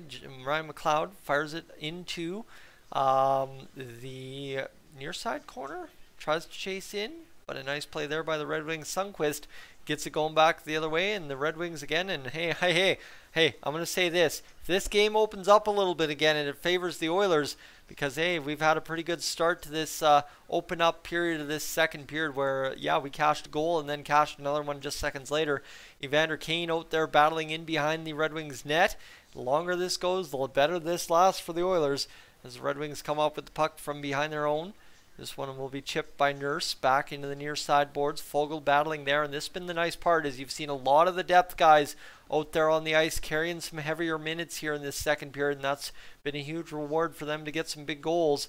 And this one will be tipped around behind the net, chipped there, and this one back into Red Wings possession. You got to remember, I haven't even mentioned it. I think Fogle has 2 goals. If we're not kidding ourselves, Jack Campbell is save off the rush, and we'll have a whistle there. Darnell Nurse and Philip Zadina go crashing into the end boards, but nothing major there. Yeah, Fogle's got 2 goals, might I add. That's something we can't forget about. And this looks like one of the Red Wings. Oof, Red Wing hit in a sensitive area. Red Wing hit in the cup. That always hurts, that's for sure. Warren Fogle, yeah, he's got 2 goals tonight. Goal number 7 and goal number 6 of the season. Don't mind me at all, Mr. Warren Fogle having himself a game. 95 points from players 22 or younger do the Red Wings so far this season, as this one carried in by Hyman. Draisaitl out there looking to make some difference here. As this one will go back to the point, the Red Wings lose it in a skate, and that's going to allow Hyman to come up with it, curl it off a stick, and looks like the Oilers have drawn a trip. Mr. Jack Campbell leaves the net, and that'll allow Evan Bouchard to come out from behind his own net in a matter of moments. The referee's got his arm up. Bouchard carrying forward. He's looking for an option. He's going to play off to Nugent Hopkins, who's almost tripped up by a falling Red Wing. And Bouchard will just, instead of taking a penalty himself, allow the Red Wings to play the puck. And yes, sirree, we've got ourselves, we've got a chance to go again to the power play. And Hyman just powered right through, drew a trip, tried to curl that puck back into the zone. And the Red Wings, little by little here, the Oilers are getting to him, drawing him around. And it's not a trip, it's a hooking call. All right, it's a hooking call. Sorry, my bad. Against Michael Rasmussen, who we've mentioned a couple of times here on the stream so far after I incorrectly thought he was somebody else. And Zach Hyman will get to the power play here for the Oilers. The Oilers only have 17 shots, not trailing badly in the shots department, but looks like the referees are conferring here for something. And what are we looking at? What are we looking at? So, they're talking about it. Zach Hyman draws a penalty, and I don't know why they're reviewing this. I didn't know you could review penalties, but apparently, yeah, I don't know what's going on here, and it looks like they're going to skate over the face-off. It's 2-minute penalty, and oh boy, that's an angry man on the bench there for the Red Wings. This one here is, I mean. Yeah, I get it. That's a softie on Hyman for sure. I mean, like, I thought it was a tripping call. That's why I thought Hyman's legs went out from under him, but they call it hooking. Oh my goodness. Oh boy, that's an angry dude. That guy is not impressed.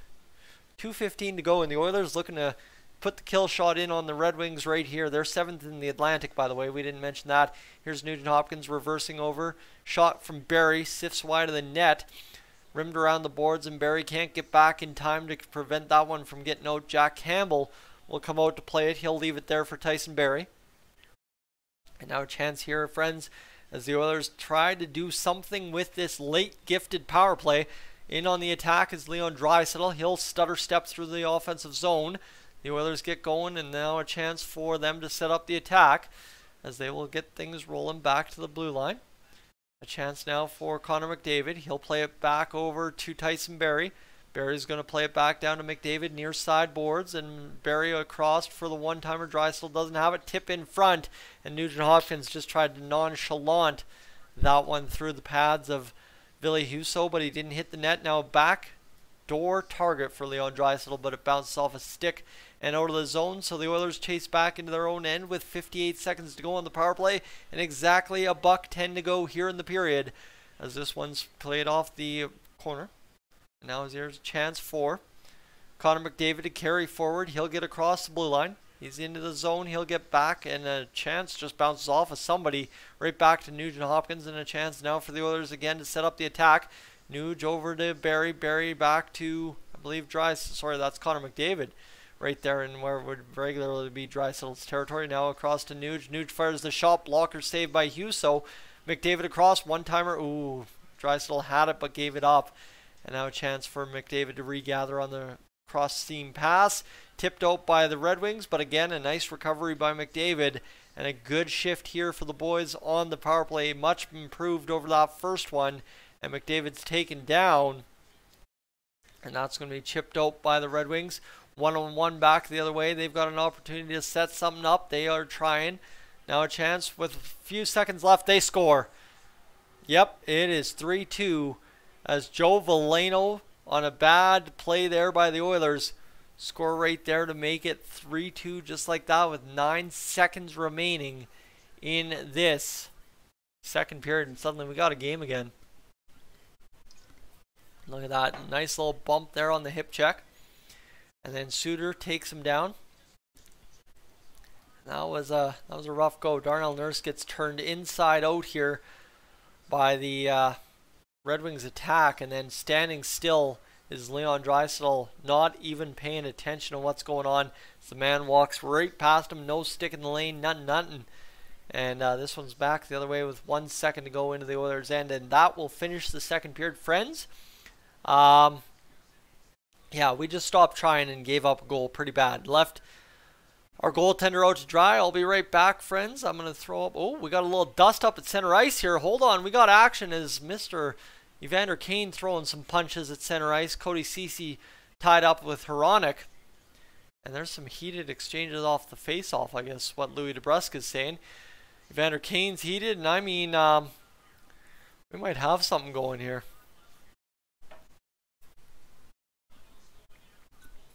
Veleno wants after Fogle. Kane wants after somebody at center ice. And this is shades of that Condors Wranglers game at the end as they just kind of dusted up before being escorted off the ice by each other. And Kane's yelling still. Kane is absolutely furious at one of the Red Wings players. He's still yelling at Hronek. And this is Connor McDavid and Dylan Larkin coming over to talk. There's Desharnais on the ice. The Oilers have their muscle on the ice right now, but nothing obviously of substance is coming. And right now, Dylan Larkin's still trying to decide things. Kane has headed to the 5-on-4. So it looks like it'll be 5-on-4 to start the second period. I'll have details on that in a minute, friends. But I'm going to go upstairs, take a quick break, and grab some food. And it looks like Hronek, Kane actually sticks Hronek, and then it dusts up in the middle. So Hronek must have said something to Kane, but we'll be back with more of that here in a matter of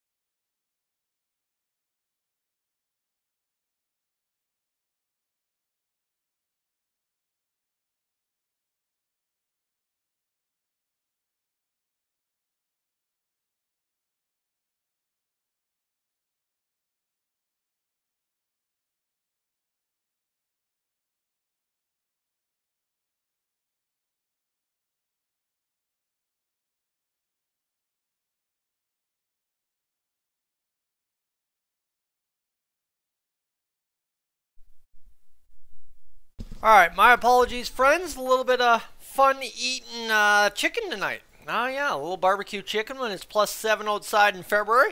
Gotta enjoy it, right? I was talking to some customers about that potential heat wave we're gonna have this summer, which is a good idea when it's +7 in the summer. So that's where it is.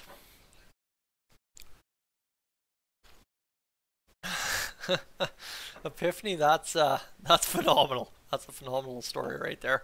Anyway, where are we sitting at right now? Looks like Kane is going to the box, and we don't have much else to add. Hunter, welcome in.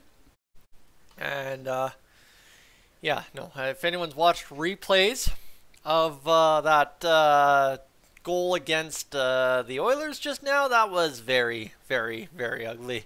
That was not a good way to end the period, and hopefully does not bode against us the rest of the way home. All right, anyway, as we're getting going here, friends, again, if you've just joined or you've been in here for most of that second period, I really appreciate that. And if you would be so kind to consider hitting subscribe and stick around with us crazy hockey fans here on Dolynny TV, you get a pretty good sense of everybody in the chat so far, and you get a pretty good sense through 2 periods of what I bring to the table live. Now, what do you think about what I bring to the table in video form? That's up to you, but that's where we're sitting. Let's recap this crazy game that's been for the Oilers, because that first period they started out hot, 5-6 minutes there where they were pretty much running the momentum. That 6th minute mark there, the Red Wings started turning the tables, and that resulted in them scoring midway through the first period to go up to get Tyler Bertuzzi's second goal of the season, to go up 1-0 from Lucas Raymond and Dylan Larkin. That back half of that period was just tread water for the Oilers. And then all of a sudden, well, Ryan McLeod found the back of the net for his 9th goal of the season. So he's almost got 10 from Philip Broberg and Evander Kane. Kane, who picks up his 9th assist of the season as well, and picks up another key point. Warren Foegele then picks up goal number 6 from Nugent Hopkins on assist number 39. Then Warren Foegele again. Why not? You know what? A point shot by Vinny Desharnais, which is aimed at the net, mid-level to get through in front of traffic, scores Foegele's 7th goal of the season. And oh, by the way, gets Broberg his 6th assist of the season, right? The Oilers piling up depth points anywhere in that.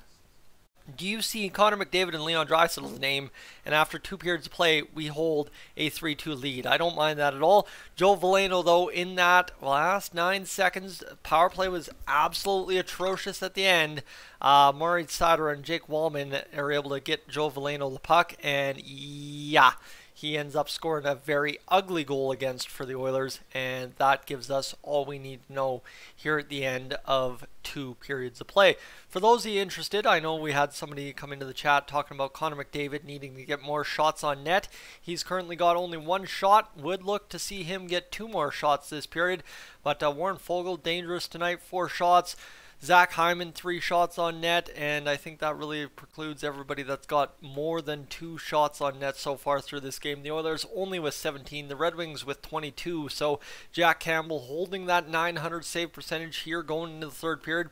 Hits are 15-14 apiece, face-offs dead even, power plays dead even, and oh, by the way, the giveaways and takeaways are just absolutely, I don't think, to any effect being tracked tonight. All right. That's where we sit. As Everett, your complaints about dry aside, I will agree on your points with the All-Star weekend. I completely did not even tune in. You know what? I had a good excuse on Friday because I was working. Secondary excuse on Saturday and Sunday. No, I didn't have any cares in the world about All-Star weekend this year, and that was something that I thought maybe I'd live stream and try and make some money off of. No, I really don't care. It was a joke to me as well. Didn't realize McLeod was so tall. Yeah, he's a pretty big boy. I think there's a lot of love for Ryan McLeod in that bottom 6 and what he's going to turn into. Darian, you're still going to get my face put on if the Oilers win the Cup this year. I almost want to egg that one on just egotistically, but I would love to see the Oilers win the Cup, more or less, I guess what I should reply to with that. And Campbell currently at a .909 save percentage. All right. We'll take that. Thank you for the quick math check, Epiphany. That's what you're usually very quick with, is those old stats, so I really appreciate that. And Yeah, we're rocking and rolling here into this third period of play. We're hopefully, yeah, we haven't scored on the power play rating number one. No, we need a power play goal this game just to get back to even at 33%. And then, oh, by the way, too, we need a big time goal to try and up this lead a little bit before we try and finish off this hockey game. But yeah, we're sitting here having not too bad of an idea, and as well, friends, I think too, we're sitting out here getting set for what's going to be a magical run through February and March. And I would invite you to, if you're thinking about subscribing, there will be a, as far as I'm parting out right now, a full day live stream here on Dolynny TV for trade deadline day. It'll be full of stories from me. It'll be full of stories from other people that I am able to hop onto the stream as the game goes along. That is trade deadline day. That's kind of the idea. Is I have never gotten a chance to live stream a trade deadline day. Obviously, I did trade deadline day with a buddy up in Crossfield a couple years back during 2020, and that was one of those things is I thought that was a really special moment just to sit there and do all those trades that day. But I would love to now, in the full form of Dolynny TV, take it for a full day, work 8 hours, live stream, get going, record the videos as it all comes together, and see what we can't do here on the channel. We'll see if it all comes together. That's for sure. But we'll see.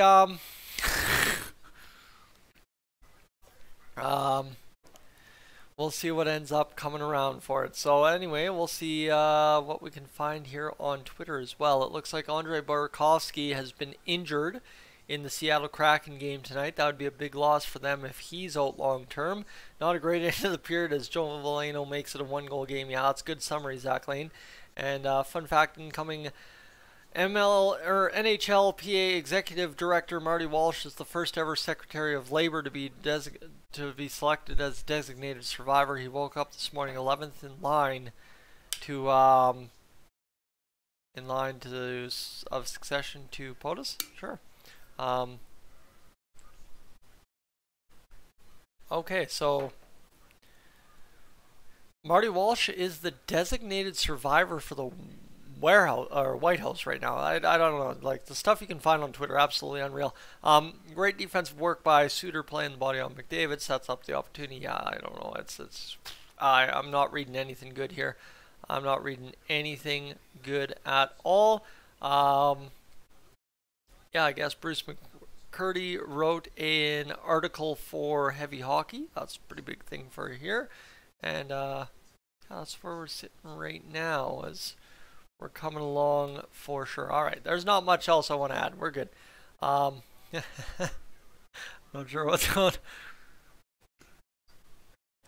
on. Crystal, welcome in. Hope you've been enjoying the game if you're an Oilers fan. I mean, that last goal, rough, right? I keep going back to that because that was not very impressive at all by the Oilers. But hey, we're hoping we can kind of turn that around and get going. But hopefully you're along for the ride to see this Oilers team come in and win a hockey game down the stretch. 953 times 3, 3, math, 6.5, divided by 60. Oh, friends, look at that, 58 hours watched on the stream so far. Oh yeah, look at me calculating math. 58 hours watched on the stream so far. We're rocking and rolling. That means we've crossed the 50-hour mark. We're well on our way to about 75 tonight, I would assume, before this third period wraps up. Don't mind me if we can get there. And secondary to that, we are commercial free the rest of the way home. Thanks to Connor in the chat tonight, throwing down about $7.50 worth of donos in 3 separate chunks. And Zach, what am I drinking? Simply put, just water. That's my big thing. I drink a lot of water on these streams, and that's kind of the key to success. How you have the BioSteel, which if anyone's doubting if the Oilers are going to win at all, or at least not lose in regulation, I got the BioSteel. Trust me, the tweet tonight, if the Oilers lose in overtime, still undefeated in regulation in 2023 on days. I drink BioSteel, and the Oilers play hockey games.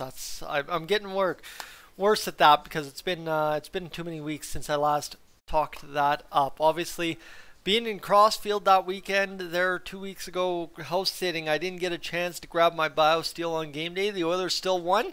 Hey, got to power through and win some for me at some point, and they did that there in that Saturday game against the Hawks, and they're showing some highlights of back when the Red Wings last won the Cup. That seems like ages ago now. What was that, 09? Or 08, I guess it would be 08 since the Red Wings last won a Cup, way back before Sidney Crosby went on to win the next one. And Crystal's your mom's account. Connor, all right, Connor as well. That's all good. Appreciate that. Thanks for the heads up. But yeah, that's where we're sitting right now. We're coming together right now. That's Connor, welcome aboard. First time here, I'm assuming. And we're sitting here, we're just trying to get through this intermission. I really don't know what Gene Principe and Bob Stauffer have been talking about, and I'm sure I've missed something important. So that's where I'm just going to defer back to Twitter quickly to see in case we missed an update on Puljujärvi or anything here. And it does not look like we have. One more period to go for the Kraken. I guess we should do the Out of Town scoreboard. That might not be a bad idea here right now as it sits. We'll go to the scoreboard and see what we can find. The New York Islanders currently up 4-0 on the Seattle Kraken, by the way. The Golden Knights, though, were up 4-1 on the Predators. That's kind of a lame duck result. And 3-3 between the Lightning and Sharks, 1-1 between the Avalanche and Penguins. And the Oilers, well, we got that lead here in this Detroit game, 3-2. If you go to the standings and see how that's going to affect everything overall, when you look at it for the conference, we want to look at the wild card situation. The Oilers sitting down there where? In that second wild card spot, 2 points ahead of Calgary. They will move into a tie with Vegas should Vegas lose, which does not seem certain. They will instead be sitting 4 points up on Calgary, 1 point back of second place, and 2 points out of second. Or 2 points out of first, should they be able to win this game. That's kind of how it happens, right? Vegas moves to the top of the division. Oilers move 2 points back of Vegas, 1 point back of both LA and Seattle. So that's where we're kind of sitting, is things could be pretty good for the Oilers if everything comes according to plan. The LA Kings don't play until February 11th. The Seattle Kraken are playing the Islanders right now. And obviously the Golden Knights are playing the Predators. The Flames play the Red Wings next, which would be, what, tomorrow? No, Thursday on February 9th. Colorado playing right now against Pittsburgh. That's a crucial matchup because that would kind of move Colorado into a playoff spot if Calgary indeed ends up staying at 58 points, which they will. So if Colorado wins, that's guaranteed. Minnesota, actually, sorry, that moves... Hold on, there's way more math involved. That moves Colorado into third spot in the Central. Minnesota moves into a tie with Calgary for the second wildcard spot. There you have it. Okay, game on. We're good to go. We're figuring this out. We're getting it going. All right. We are rocking and rolling. We're seeing some other folks joining into the stream right now as everyone's coming around right now. As Lydon, I think is how you say that. Welcome into the stream. Our man Fatherhood Confessions coming to us from Ontario, tuning in here as well. And Zach Henry, old-time hockey fan, trying to get back into it. How can I watch these games? Seems so challenging unless it's Hockey Night in Canada. You can't figure it out. Honestly, just buy the Sportsnet Now subscription. Like I say, friends, I will tell you, it is so worth your time simply because you get the Blue Jays in the summer, you get the Oilers, you get the Flames games, you get the Hockey Night in Canada stuff. It's $15-something, $15.22 or something for the base package every month. So it's well worth your time, honestly, right? You have every other streaming service, you might as well. You get the MLB World Series. You get a little bit of football sometimes, I think. Like, there's a ton of perks to the Sportsnet Now app. And for $15, I mean, cancel another streaming service. Do you really need Crave? Well, I know The Last of Us is on there, but just wait until The Last of Us is over. Buy Sportsnet Now, cancel Crave, and you probably figure it all out. Yeah. Zach, I would tell you Sportsnet Now is the way to go. Anyway. We are just about through this intermission, or at least I expect us to be. I guess they delayed the intermission because they couldn't get the guys off the ice there, but it is where we're sitting right now, trying to get this hockey game back up and underway. So as I can carry on with my big old Tuesday evening of doing nothing and get you a post game and then get on up done with the night. And that, by the way, as well, we've just crossed over 1,000 views on the stream. Thank you to everybody that's tuned in so far. Just want to give you a crazy update on how the watch time is transpiring now. You go 1018 times 3.75. That divides out to be just about 63.4 hours. So we're really starting to come together here for what's all coming together. And JT, Oilers trade probably coming soon. I mean, how many more videos can I do until it actually happens? That is the question. But I think right now, as it sits for us Oilers fans, I would not be surprised to see the Oilers trade Jesse Puljujärvi post-game. That seems like a very reasonable thing. Shirley Birkeland from Beaver Lodge has scored a $250 Safe On Foods gift card. Dana Bolskes from St. Albert has scored a $250 More Rewards gift card, or More Rewards travel credit, sorry. And Alan Dickinson of Edmonton has scored 75,000 More Rewards points. That buys a lot of cheese, friends. That buys a lot of cheese, I will tell you that. And Beaver Lodge, I will be interested to see what happens for provincials for Beaver Lodge. Normally a pretty good little hockey community, churning out some pretty good hockey players over the span of Alberta hockey. And as we're getting going, we're going to have the dust up replayed. Evander Kane going to the box for 2 minutes to start this period, so that's not at all a good thing. And as we're sitting here, Fatherhood Confessions coming in with the old take the Jesse Puljujärvi jersey off the wall. I will take that off the wall one day, but not today. That is for sure. And yeah, definitely, friends, I'm not holding my breath on any trade talk. I just got to do it to stay competitive in the market, right? That's really all it comes down to. And here we go. The Detroit Red Wings power play is off and underway. Yeah, we're off back to the penalty kill here, hoping not to get burned. 0-for-2 are the Red Wings. They're trailing 3-2 in this hockey game. They drag across the blue line, and Dylan Larkin looking to try and do something fantastic here to get the Red Wings going. David Perron will go across to the far side wing, where the Red Wings now set up the attack. It'll go back down deep below behind the net, and now a chance again for Perron to set up off the boards on the near side. The Red Wings go across the one-timer position. Nice block in front, or a miscued shot. I don't know which way, but it doesn't go on net for the Red Wings, and that's all that matters right there. This one goes back down to the Perron. Now trying to go far side. Can't get it cleanly over there. $1.10 to go here in the power play, and this one plays back to the blue line, where the Red Wings see it escape the zone. Moritz Seider can't carry it across, and he instead now does it. And he almost had a chance to look in on Jack Campbell. Instead, the Red Wings choose to set up the attack, and here comes Connor McDavid trying to bust back the other way. He just couldn't get it going, though. And that's where we're sitting, 18:47 to go here in this third period of play, as the Oilers look to try and just keep the Red Wings off the board on this power play, get one more goal, and then sit back, score the empty netter, win 5-2. That sounds like an alright night of hockey for me. 2 points in the column, ain't a bad time at all. Derek Ryan pushing this one across.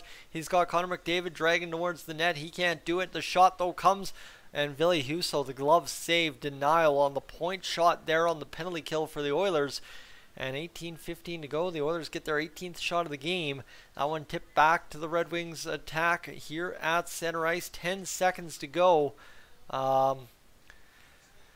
This one back to the Red Wings zone. Miscued at center ice. And how about this? Here is Connor McDavid. The shot. Ooh, he just fires it up. Sorry, that's Warren Foegele firing it up over top of the net. Foegele to Kane, who misfires. Oilers have had some good looks, and they have missed some good looks tonight. I will tell you that much. 17:45 to go here in this third period. Fogel's going to chip this one across. Now the Red Wings control after a couple of tip plays around the neutral zone, and it'll be tipped back onto a Red Wing stick again. And this one over to the neutral zone. Kane's able to chop it down. 17:25 to go here in this third period. Red Wings able to control in their own zone, reverse off the boards into the neutral ice. This one tipped again by the Oilers back the other way. And hey, you know what? This is another one of those sequences. It's starting to go back and forth. It's starting to come together here.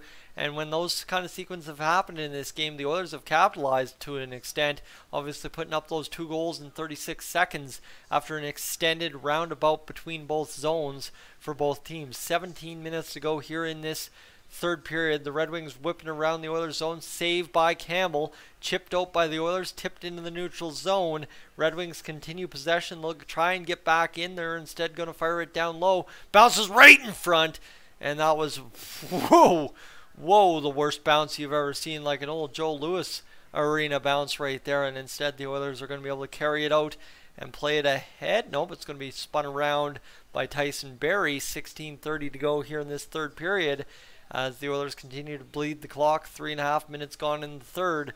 Tipped on down low. We haven't seen much of Klim Kostin in this period so far, and now he's out there with Matthias Janmark and Ryan Nugent-Hopkins looking to try and get things going. This one chipped ahead into the neutral zone by the Red Wings after they got possession back. Played on down by Husso. Now a chance with 16:08 to go for the Red Wings to set up the attack and get out of the zone. Nice play there by Janmark not to take a penalty. He was extending the stick a little bit too far. How about that? A tip play at the Oilers' blue line. Allows Klim Kostin to carry ahead. He's got it, but offside. Ryan Nugent-Hopkins is whistled down. We like it. Anyway, Derek, welcome in. And we're rocking and rolling. Look at this pick up there by Warren Foegele, going for the hat trick, trying to pick a corner, but Hronek tips it off the stick, and then this one in front goes right down to Jack Campbell, and then it bounces around in front. And this bounce right here, the worst puck hop you could possibly have. And if it would have chose to go a left turn, it could have gone a left turn, but it didn't, thankfully, and that's good for us. And Justin, definitely as well, I missed your comment in there, but don't forget to leave a like on the stream if you don't. If you have a second, friends, really would appreciate that. That's helped get us up to 60 viewers so far right now as Brett Kulak erases his man. The Red Wings, though, keep it in. The shot fired, tip down, kick save. Jack Campbell on the toe. Don't mind me, a little bit of fancy doodly there by Jack Campbell to make that save despite going against momentum. And the Oilers continue to bleed the clock here in this third period, doing the best to keep the Red Wings off the board and to the outside. 15:15 to go in the third period. As they continue to work this puck, that's going to be played there by, I believe, Draisaitl. Played ahead by the Oilers now. Spinning off a check is Zach Hyman. To the open man, Draisaitl, and it's blocked in front again. The Red Wings have done a good job blocking the puck all night long. 14:55 to go now as the play once again opens up between the Red Wings and Oilers. This one worked down low. The Red Wings play the one-timer high. Jack Campbell the save. Whew! There we go. Let's go. That's a big-time save right there for Jack Campbell. And with 14:45 to go, we've got already a quarter of this period done. Don't mind me at all. As Jack Campbell continues to make save after save, 25 shots against to be exact tonight, and he continues to make the saves as they count. I mean, obviously hung out to dry on one, and the other one, well, that one's probably a little bit of the same thing, to be honest with you. So Jack Campbell making a couple key saves tonight for the Oilers, and he's got it going as, you know what, Jack Campbell coming up clutch so far. Detroit face-off win is going to play it on down deep. So Campbell on 23 shots had a .913 save percentage, so add a couple of points up to probably a .917 or .920 on 25 shots now as the Red Wings continue to work it around the Oilers zone. 14:30 play to the front. Veleno sniffing for a goal, couldn't get it done. And this will allow the Oilers again an opportunity to escape. They don't. It goes back behind the net. And this will be a chance again on a tip play off the referee. They can't do it. The Oilers scrum up along the near side boards corner. The Oilers try to chip it there, and it bounces on Nugent-Hopkins. Janmark's able to yard sail it into the neutral zone. He gets it over to a Red Wings player. D to D they go. And the Red Wings again escape, well, pressure just by making a quick play and tipping it down into the Oilers' end. Icing call, though, as it somehow squirted right between Vinny Desharnais and Philip Broberg. So, yes, Jack Campbell up to a .920 on the night. You don't mind that at all. You like seeing that. I like seeing that. Everybody likes seeing that out of Jack Campbell as often as you can possibly see it.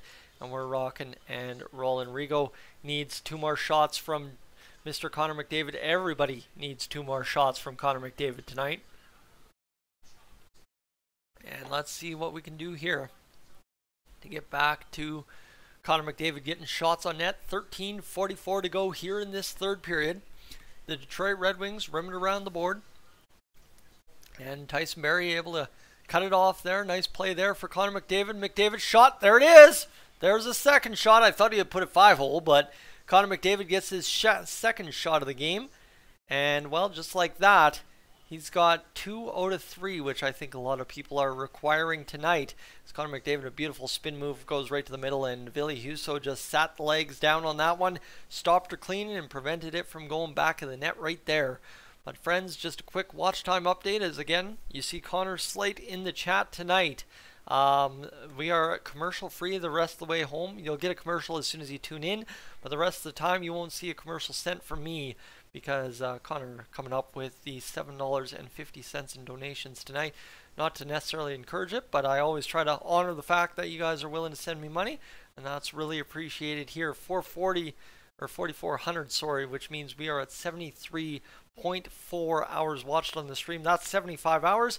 Bang, done and dusted. We got it, no problemo. So that's a huge get for us tonight here on the channel as well, and we should be good to go the rest of the way. And all the custom graphics to literally get dead last and quit.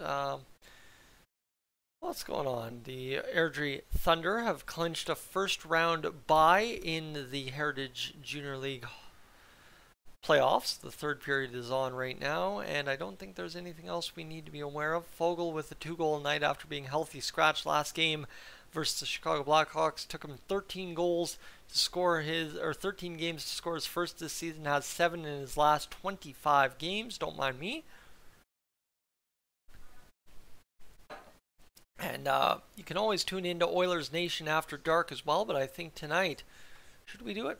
Should we do an Oilers post game tonight? I don't think so. I think we'll do we'll just do the regular video post game. And Connor, thank you very much, my friend, for hitting up that $5 donation tonight. And there you go. You do get on the board tonight at some point. And there it is, getting up there right now. And 3-year deal for Bichette. Get on it.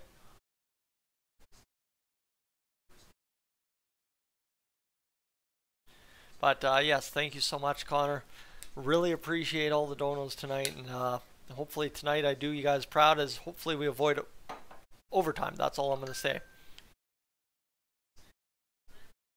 As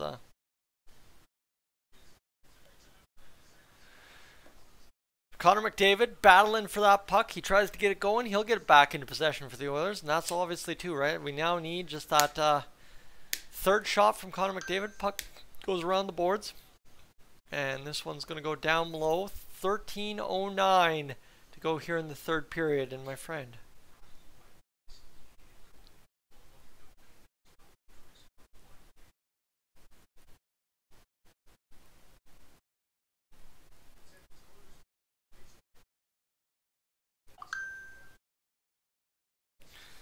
there we go. And yes, there we go. Anyway, let's get going. The Oilers back into action here as they get back into the offensive zone, trying to come up with a heavy forechecking presence.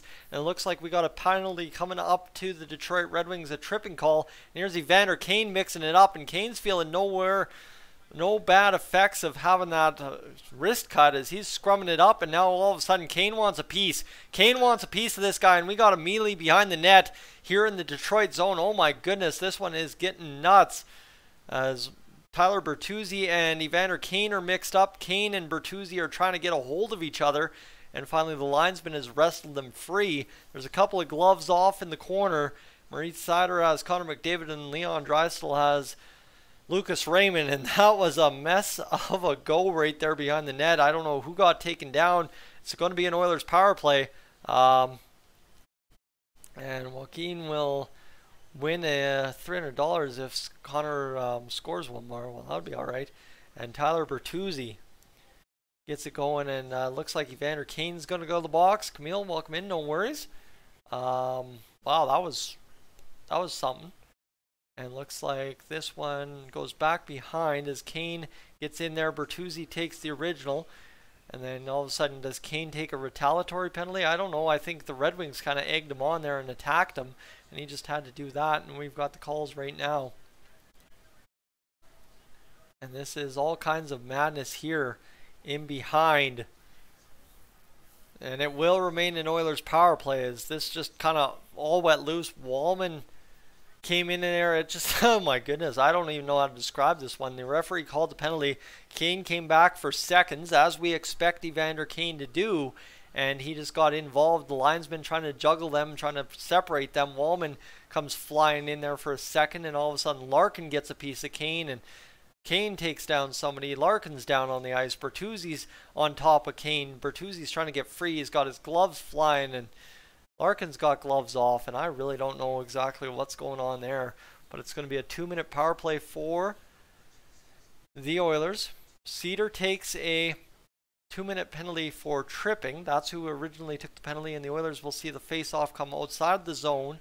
They win it off, and now comes Connor McDavid coming drawn towards the net. He'll dump it around the boards and try to find an open man. There's nobody home, and that's where we're at with 12:45 to go here in this third period of play. The Oilers just have to bleed the clock another 12.5 minutes, and all of a sudden you got this done. Obviously no more shorthanded goals against, and we should be just dandy the rest of the way.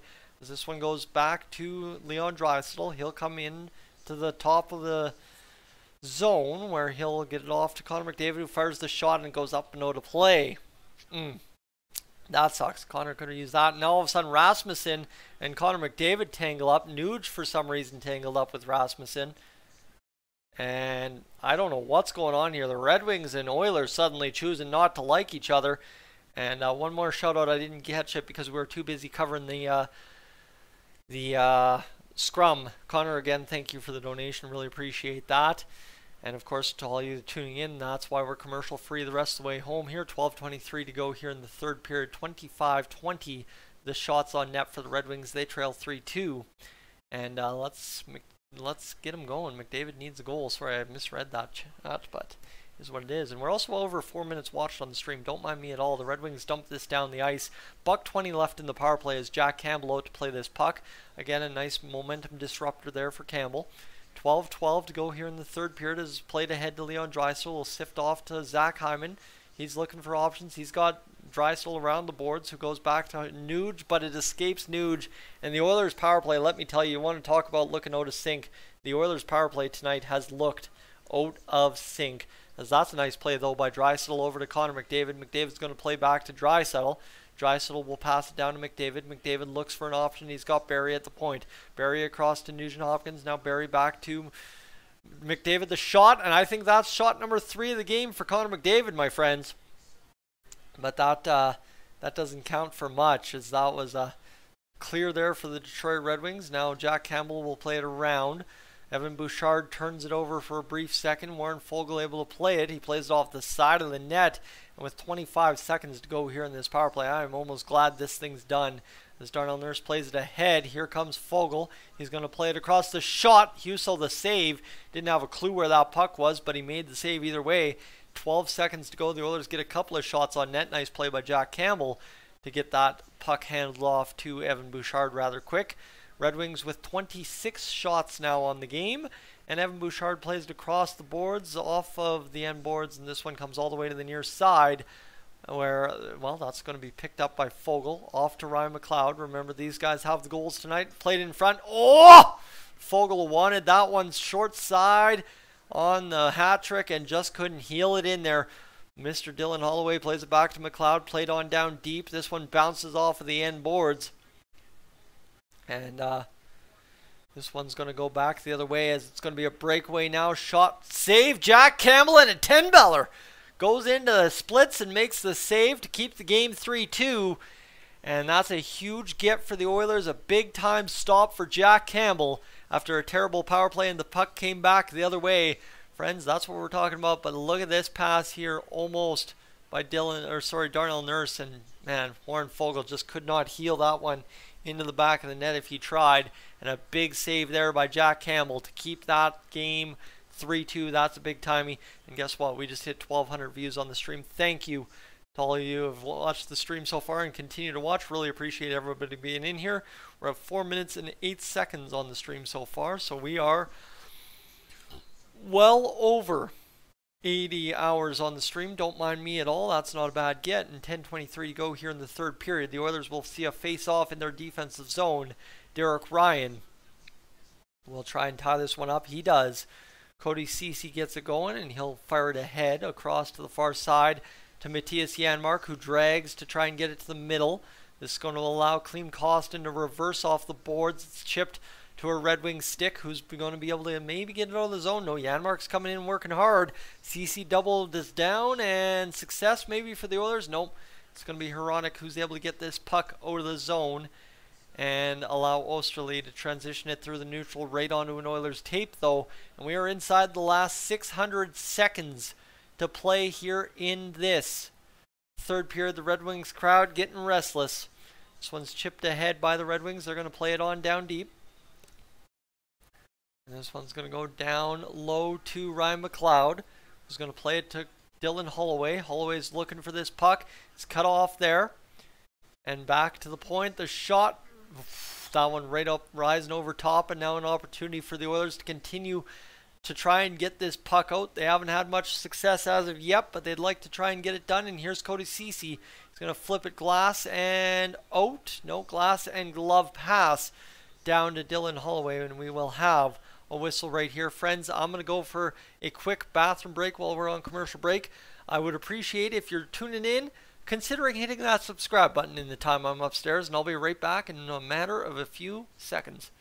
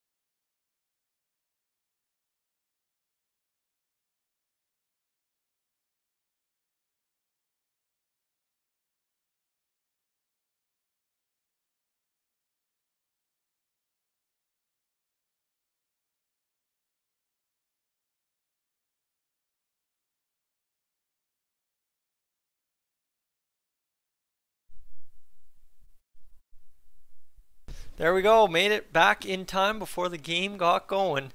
Don't mind me at all. That's not bad at all. But whew. All right, let's get it going. Auto parts, Napa Auto Parts. If you ever need a Napa store, let me tell you, the staff at the Cold Lake Napa, they know what they're talking about. Shout out Cold Lake Napa. If you don't know, now you know. Either way, the Oilers, major part of the game, Warren Foegele. He's scored some goals, and he's been trying to get that hat trick tonight as well. His best look coming here in this third period.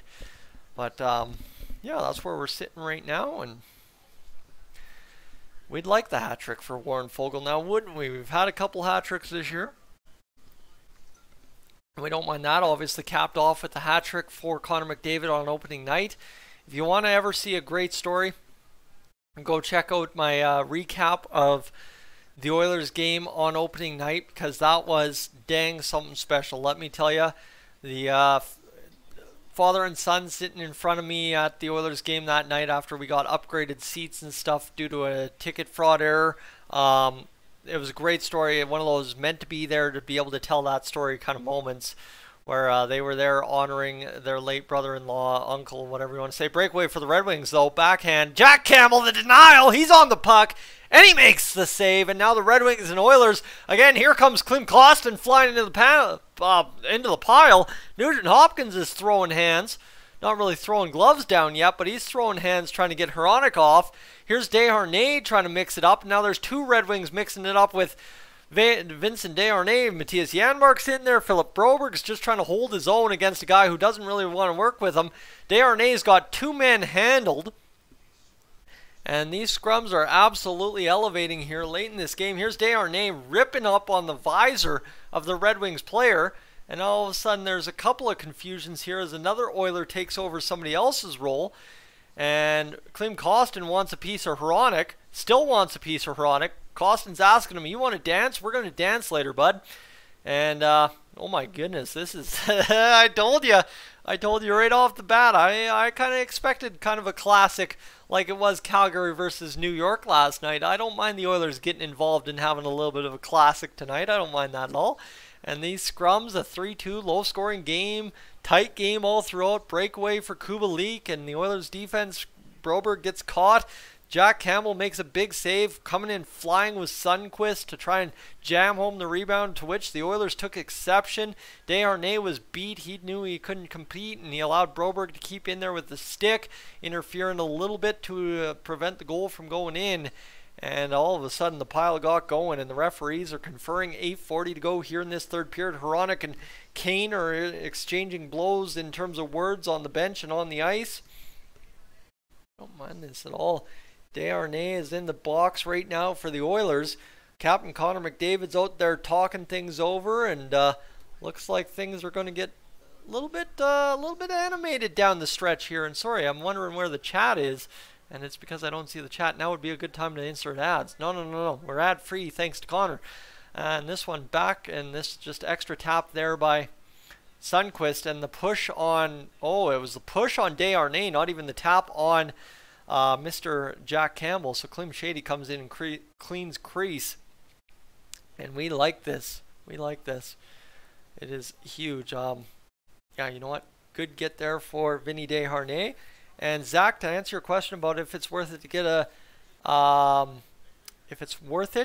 to get a Fanatics jersey, I would tell you just honestly, go out and buy whatever you can afford, right? Nobody's going to judge you for your jersey unless you're in a crowd of jersey collectors. I mean, you know what? I started with a Reebok officially licensed jersey, same idea, and I've moved up to the official jerseys ever since, but that's obviously part and parcel because I'm able to do this and make something off it. So here we go. The Red Wings back to the attack here. Shot is coming. Maybe right there. Nope. One-timer. Wired wide. Tip in front. Jack Campbell doesn't have to make a save there either. The Red Wings have 28 shots this game, by the way. So the Red Wings trail 3-2, but the Red Wings have the shot lead 28-23. So we're cruising along in tonight's game. And we've got 8 minutes to go here in the third period, but the Red Wings running out of time to make something happen. And this one, though, the Oilers on the penalty kill almost got that one to the front of the net. Connor McDavid ushering off for a change. $1:10 to go in the power play for the Red Wings with 7:45 to go here in this third period. The Oilers just need to bleed the clock and play good, responsible defensive hockey. Obviously, let me tell you, it's nice to watch the Oilers blow out the competition every night, but with the Red Wings retreating to get the puck in their own defensive zone to start this power play rush, it sure is nice to see the Oilers clamp down and play a low-scoring game to a good result with 17:20 to go in the third period. 40 seconds left in the power play for the Red Wings as the clock continues to bleed down without anything substantial happening on the ice. Maybe on the Red Wings' part, just grateful there is no turnovers so far in this PK. The one-timer shot blocked in front there again by the stick of Darnell Nurse. Tyler Bertuzzi sent to the ice. Nurse is still sharping at Tyler Bertuzzi, trying to keep him out from in front of the net. The Red Wings lose a puck but gain a puck. 14 seconds to go. The shot loaded. Jack Campbell, the save. Breathe. And all of a sudden now a little bit extra in front of the net. And here's Evander Kane mixing it up again. And oh my goodness, the Oilers are absolutely having none of the Red Wings tonight. 10 seconds to go in the penalty kill. Evander Kane not impressed with Lucas Raymond for some reason, but he also realizes that he's got Lucas Raymond tangled up and not somebody more substantive like Tyler Bertuzzi, who he takes a peek over the shoulder at. But here's this, as Darnell Nurse continues to battle Bertuzzi in front, and then the shot comes, and this is where Darnell Nurse just manhandles Bertuzzi to the ground. And let me tell you, you gotta respect Darnell Nurse. He's a strong guy when he chooses to be, and he just kind of picks up and throws Bertuzzi right to the ground. Bertuzzi turtles down, trying not to eat a skate up high. He's eating his lickings tonight, that's for sure. 10 seconds to go in this power play. 6:49. left in the third period. Kulak's had 5 hits tonight. The Oilers really haven't had that many hits, but obviously the physicality has picked up throughout the hockey game. And here's Leon Draisaitl. He's going to be waved out of the face-off dot. That brings in Zach Hyman. It was a good little wing face-off man, kind of similar to Evander Kane in that sense. And Zach Hyman wins it back, but the Red Wings push it ahead and are able to come up with possession before Zach Hyman pushes it out of the outstretched legs of a Red Wings defender. And that's a great play there to keep it into possession as the Oilers get back to 5-on-5. And now all of a sudden the man, Klim Kostin, comes out of the box, runs for it. And a chance now to go back the other way for the Oilers as they continue to go into the Red Wings zone before the Red Wings push it out. Off a skate, though, of the Oilers. A nice play there at the blue line. Almost turned it over. This one chipped all the way down. And Brett Kulak will pick it up with 6:15 to go in the third period. 30-23 the shots for the Red Wings. We have a complete stoppage in play without a whistle as Kulak looks for an option to pass through the middle. He almost had it, but it bobbles off the stick, and the Red Wings, Hronek, plays it off. And Derek Ryan will be forced to play it and make a play with it for the Oilers in the defensive zone. Kane's going to bat it out on the backhand out of the zone as Derek Ryan, Evander Kane, and Connor McDavid take a shift 5-on-5 here with the 11-7 format. Yes, Puljujärvi is scratched if you're just joining us, by the way. Derek Ryan will come up with the puck in his defensive zone. He's got a man wide. Kane's over there. He's going to take body contact and push it down to Husso. And I don't know what we got going on here, but we got an interference call against Connor McDavid. Like, not against, but Connor drew it. And it's Rasmussen going to the box for interference here. All right, game on. The Oilers get another power play. And Kane and Seider absolutely collided. That was a big boy hit that neither of them went to the ice. And you don't mind seeing that at all as well. We've crossed 4 minutes and 20 seconds average view duration for those of you who celebrate. Maybe now's the time to step outside and do your thing. But let's go see here. 4.458. Oh my goodness, friends, we're going to do it tonight. We are going to do it on the live stream again for another stream in a row. We've got 97.8 hours watched. We're going to hit that 100 mark. Don't mind me at all. Love seeing that. And I'm not sure what's coming up with these chats in there in the chat, but I don't mind seeing those at all. Let's just see quickly if there is anything. What the heck?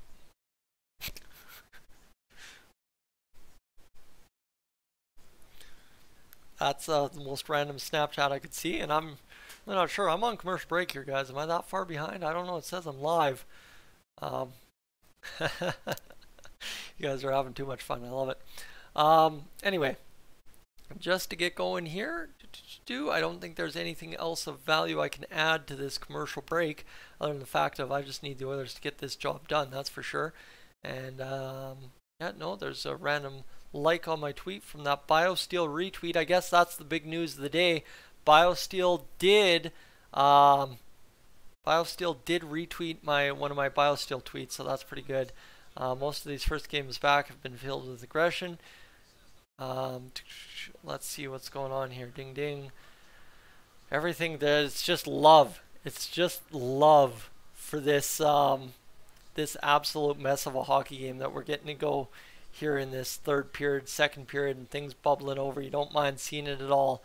And now the Oilers will get a chance on the power play. And yes, sirree, BioSteel's served us well so far, and that's an interference call on Rasmussen on Connor McDavid.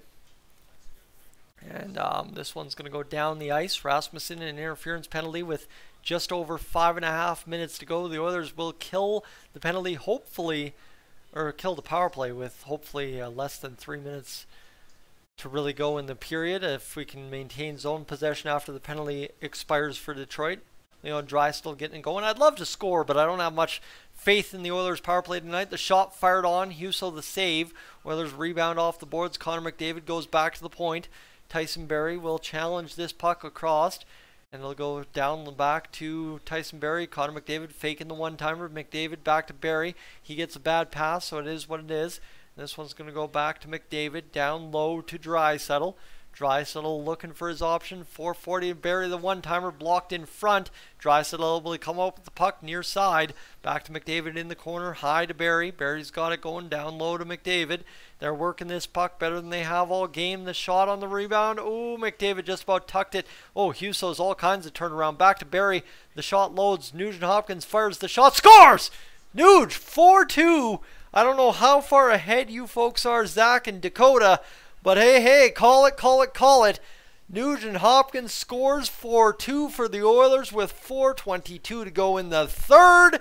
And there we go. We've got ourselves what we need to take this one home. Flipperdo, thank you so much for the dono. And again, friends, that is a ton of money thrown my way tonight on the stream. Really appreciate it. Husso without his goal stick, and Nuge just puts it home and maybe tipped in front by Hyman, but he doesn't seem like he got a piece of it. He didn't know. It went right through his skates. And there you go, just like that. Ville Husso beat for a fourth time tonight on 25 shots. The Oilers have that big goal, and Zach, I like it. You guys definitely had a little bit of fun with it. And there we go. It looks like the Oilers have taken a penalty, and now all of a sudden the Oilers have taken out the goaltender, and Husso will slash Ryan. And I don't know what's about to come of this, but Clem Shady trying to take out the penalty, but sorry, I don't know. We just missed something pretty substantive when we cut back to action. 3 minutes and 54 seconds to go, and the Red Wings are about to get a power play here. The Oilers have a delayed penalty. The Red Wings still with the puck, and finally Darnell Nurse picks it up. And with 3:47 to go here in this third period, the Oilers will take a penalty, and we will have a 5-on-4 for the Detroit Red Wings. Husso was collided with coming out of the net, and Clem Costin is going off for cross-checking. All right, that's what's going on here. As this one right here, Costin will cross-check the man in the arms. That's a weak call, but I guess it freed things up. And then Derek Ryan collides, not so accidentally by the looks of it, with Ville Husso, and Husso gives him a good chop. So we don't mind seeing a little bit of gamesmanship there by the Oilers. Oh, blindly turn into your goaltender. Side of the shot. He can't get it through. Surinder Takar has gotten a 43-inch Samsung TV off of Save On Foods. 3:37 to go. Here as we get going back to the point, Cedar will play it down. Cross-checking penalty for Costin. Nice block in front by the Oilers. Second block by Janmark. Great play there. 3:20 to go here in this third period. The Oilers continue to keep up the pressure on the penalty kill, and they continue to block lanes, block shots, and block everything they can. And the Red Wings now suddenly funneling and running out of time, trying to funnel the puck into the danger areas. They've had a couple of chances, and we're down to 3 minutes and 5 seconds on the clock. Prawn trying to get something going here for the Red Wings. He can't seem to do it. He's going to play it across, and now an opportunity here for Larkin. The shot blockered away by Campbell. Up and out of play with under 3 minutes to go in the period. Don't mind me, the Oilers with a chance to get this done. And when I even pull Husso, not on the power play, but if you can contain zone time after the man comes out of the box for the Oilers, I don't see why you wouldn't, especially if you don't give it up right away. So there we go. Here we go. 2:53 go in this third period. And I see you, Flipper, do what you were doing with that super chat. Okay, I see it right there. Thank you. I just got that little gamesmanship there as well. As here we go. Timeout for the Red Wings. 2:53 to go in the third period. Down by 2. The Oilers, hey, you know what? We've seen them win a lot this season, and I think we can expect them to keep winning quite a bit. Desharnais, take an idea of who's on the ice. Vinny Desharnais is on the ice for the Oilers in a critical situation, up by 2 with 2:53 to go. Bob Stauffer said today, according to the Oilers Fanatic from what I saw on Twitter, that, yeah, indeed, Vinny Desharnais has changed the complexion of the Oilers D. It's Desharnais and Kulak on the ice right now. And Bottleman Bob saying, bring on them Flyers. Well, I'm going to say bring on the rest of this game before we get on to the Flyers. Ryland, welcome in. As we're getting things going here with 2:53 to go in this third period. The empty net for the Red Wings. So yes, I guess, Epiphany, the question is, do you pull the goaltender? Yes, you do. And here we go. Derek Ryan draws in for the face-off against Dylan Larkin. Oilers scramble it up there, and now would be a time for Vinny Desharnais's first career NHL goal into the empty net. Let me tell you, the Oilers gunning for it right out of the zone on the clear. You got 57 seconds worth of opportunity at that empty net. Let me tell you, that would be all right if we could get there. Dylan Larkin skates across, tries to get it going, can't seem to get it on net, and this one will go all the way back. Empty net goal for the Edmonton Oilers. Don't mind me. Evander Kane scores the empty net goal from 170 odd some feet out. And let's go. The Oilers win 5-2, and now bring on the rough stuff, baby. Bring on the rough stuff, as this one just kind of chops up. Kulak over to Kane. Kane fires the shot. One bouncer, back of the net. And just like that, the Oilers take the 5-2 lead. An Epiphany-year-old snarky puppy thing there as well. Hussein Al-Salem, gets home some kind of reward. I didn't even see it. I was too busy tripping up over the name. And 2:23 to go here in this third period. The Oilers have done it. And there you go. We like to see it. As there we go. Evander Kane gets it. Joel had called both Vinny Desharnais and Evander Kane getting it. And thank you so much, JJ. That is, of course, your first super chat by the looks of it. Thank you very much. Appreciate that. And 279 on the board as well. We have just been tallying those up tonight. Thank you so much to everybody. And now it's not just Connor to thank for being ad-free the rest of the way home. As we keep going the other way, $1:48 to go. The shot fired towards Huso. He will fire it down, and I really appreciate everybody showing up for support. I wasn't even sure if I was going to make it home in time for the stream, and I was this close to missing puck drop. I tell you, if you haven't been here the whole stream, you would not know that I was like just at the end of the American National Anthem getting it going. And here we go, back the other way. $1:30 in on the attack for Dylan Holloway. He'll turn back. The Red Wings, not much left to play for here in the last 80 seconds, other than maybe try to take out some aggression on the Oilers on a dump in or something like that. Evan Bouchard, who has been very unnoticeable this hockey game, sees this one go down low to the Oli Mata defender guy for the Detroit Red Wings. Connor, thanks again. You guys have been absolutely over the moon and fantastic tonight. I don't know how to thank you guys enough. Hopefully delivering in the post game is going to be enough, but here's Connor McDavid looking to score one last goal. Sorry, that's Warren Foegele looking to score one last goal. I guess I should have noted by the effort level to get to the net it was Warren Foegele, but the Red Wings will chip it in. Tyson Barrie turns back, the attacker for the Red Wings, and the Red Wings have pretty much all but given up here in this third period, rest of the way home. And my friends, the Oilers have skated themselves to a 5-2 victory. Another game allowing less than 3 goals against. And I like it. I love it. I want some more of this, that's for sure. As the Oilers continue to get it going. 20 seconds to go here in this third period. And it will come on down. Shot, blockered away. And Jack Campbell, with 10 seconds to go, my friends, has secured himself a clean cut 31 save effort on 33 shots to backstop the Edmonton Oilers to a, you can believe it, and Brett Kulak's throwing bombs. Never mind, Brett Kulak wants a piece of this guy at center ice, but the fight's not even going to get off the ground. Fabry doesn't get to go, and Jack Campbell throws down, according to Epiphany, a .926 save percentage. Man, Brett Kulak got it going there at the end whistle. And the Oilers will chase themselves off the ice. Jack Campbell out to get it.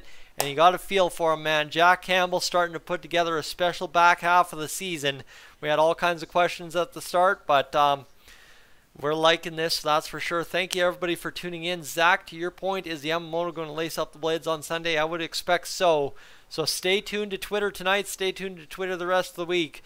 Because we may very well see the Oilers trading Jesse Puljujärvi so much here in the next little bit. Thanks so much, everybody. Thank you again for the super chats to everybody that threw down money tonight. I'm Tyson, this is Dolynny TV. Really appreciate everything you guys have thrown my way tonight, all the kind words. I'll catch you in the post game here shortly.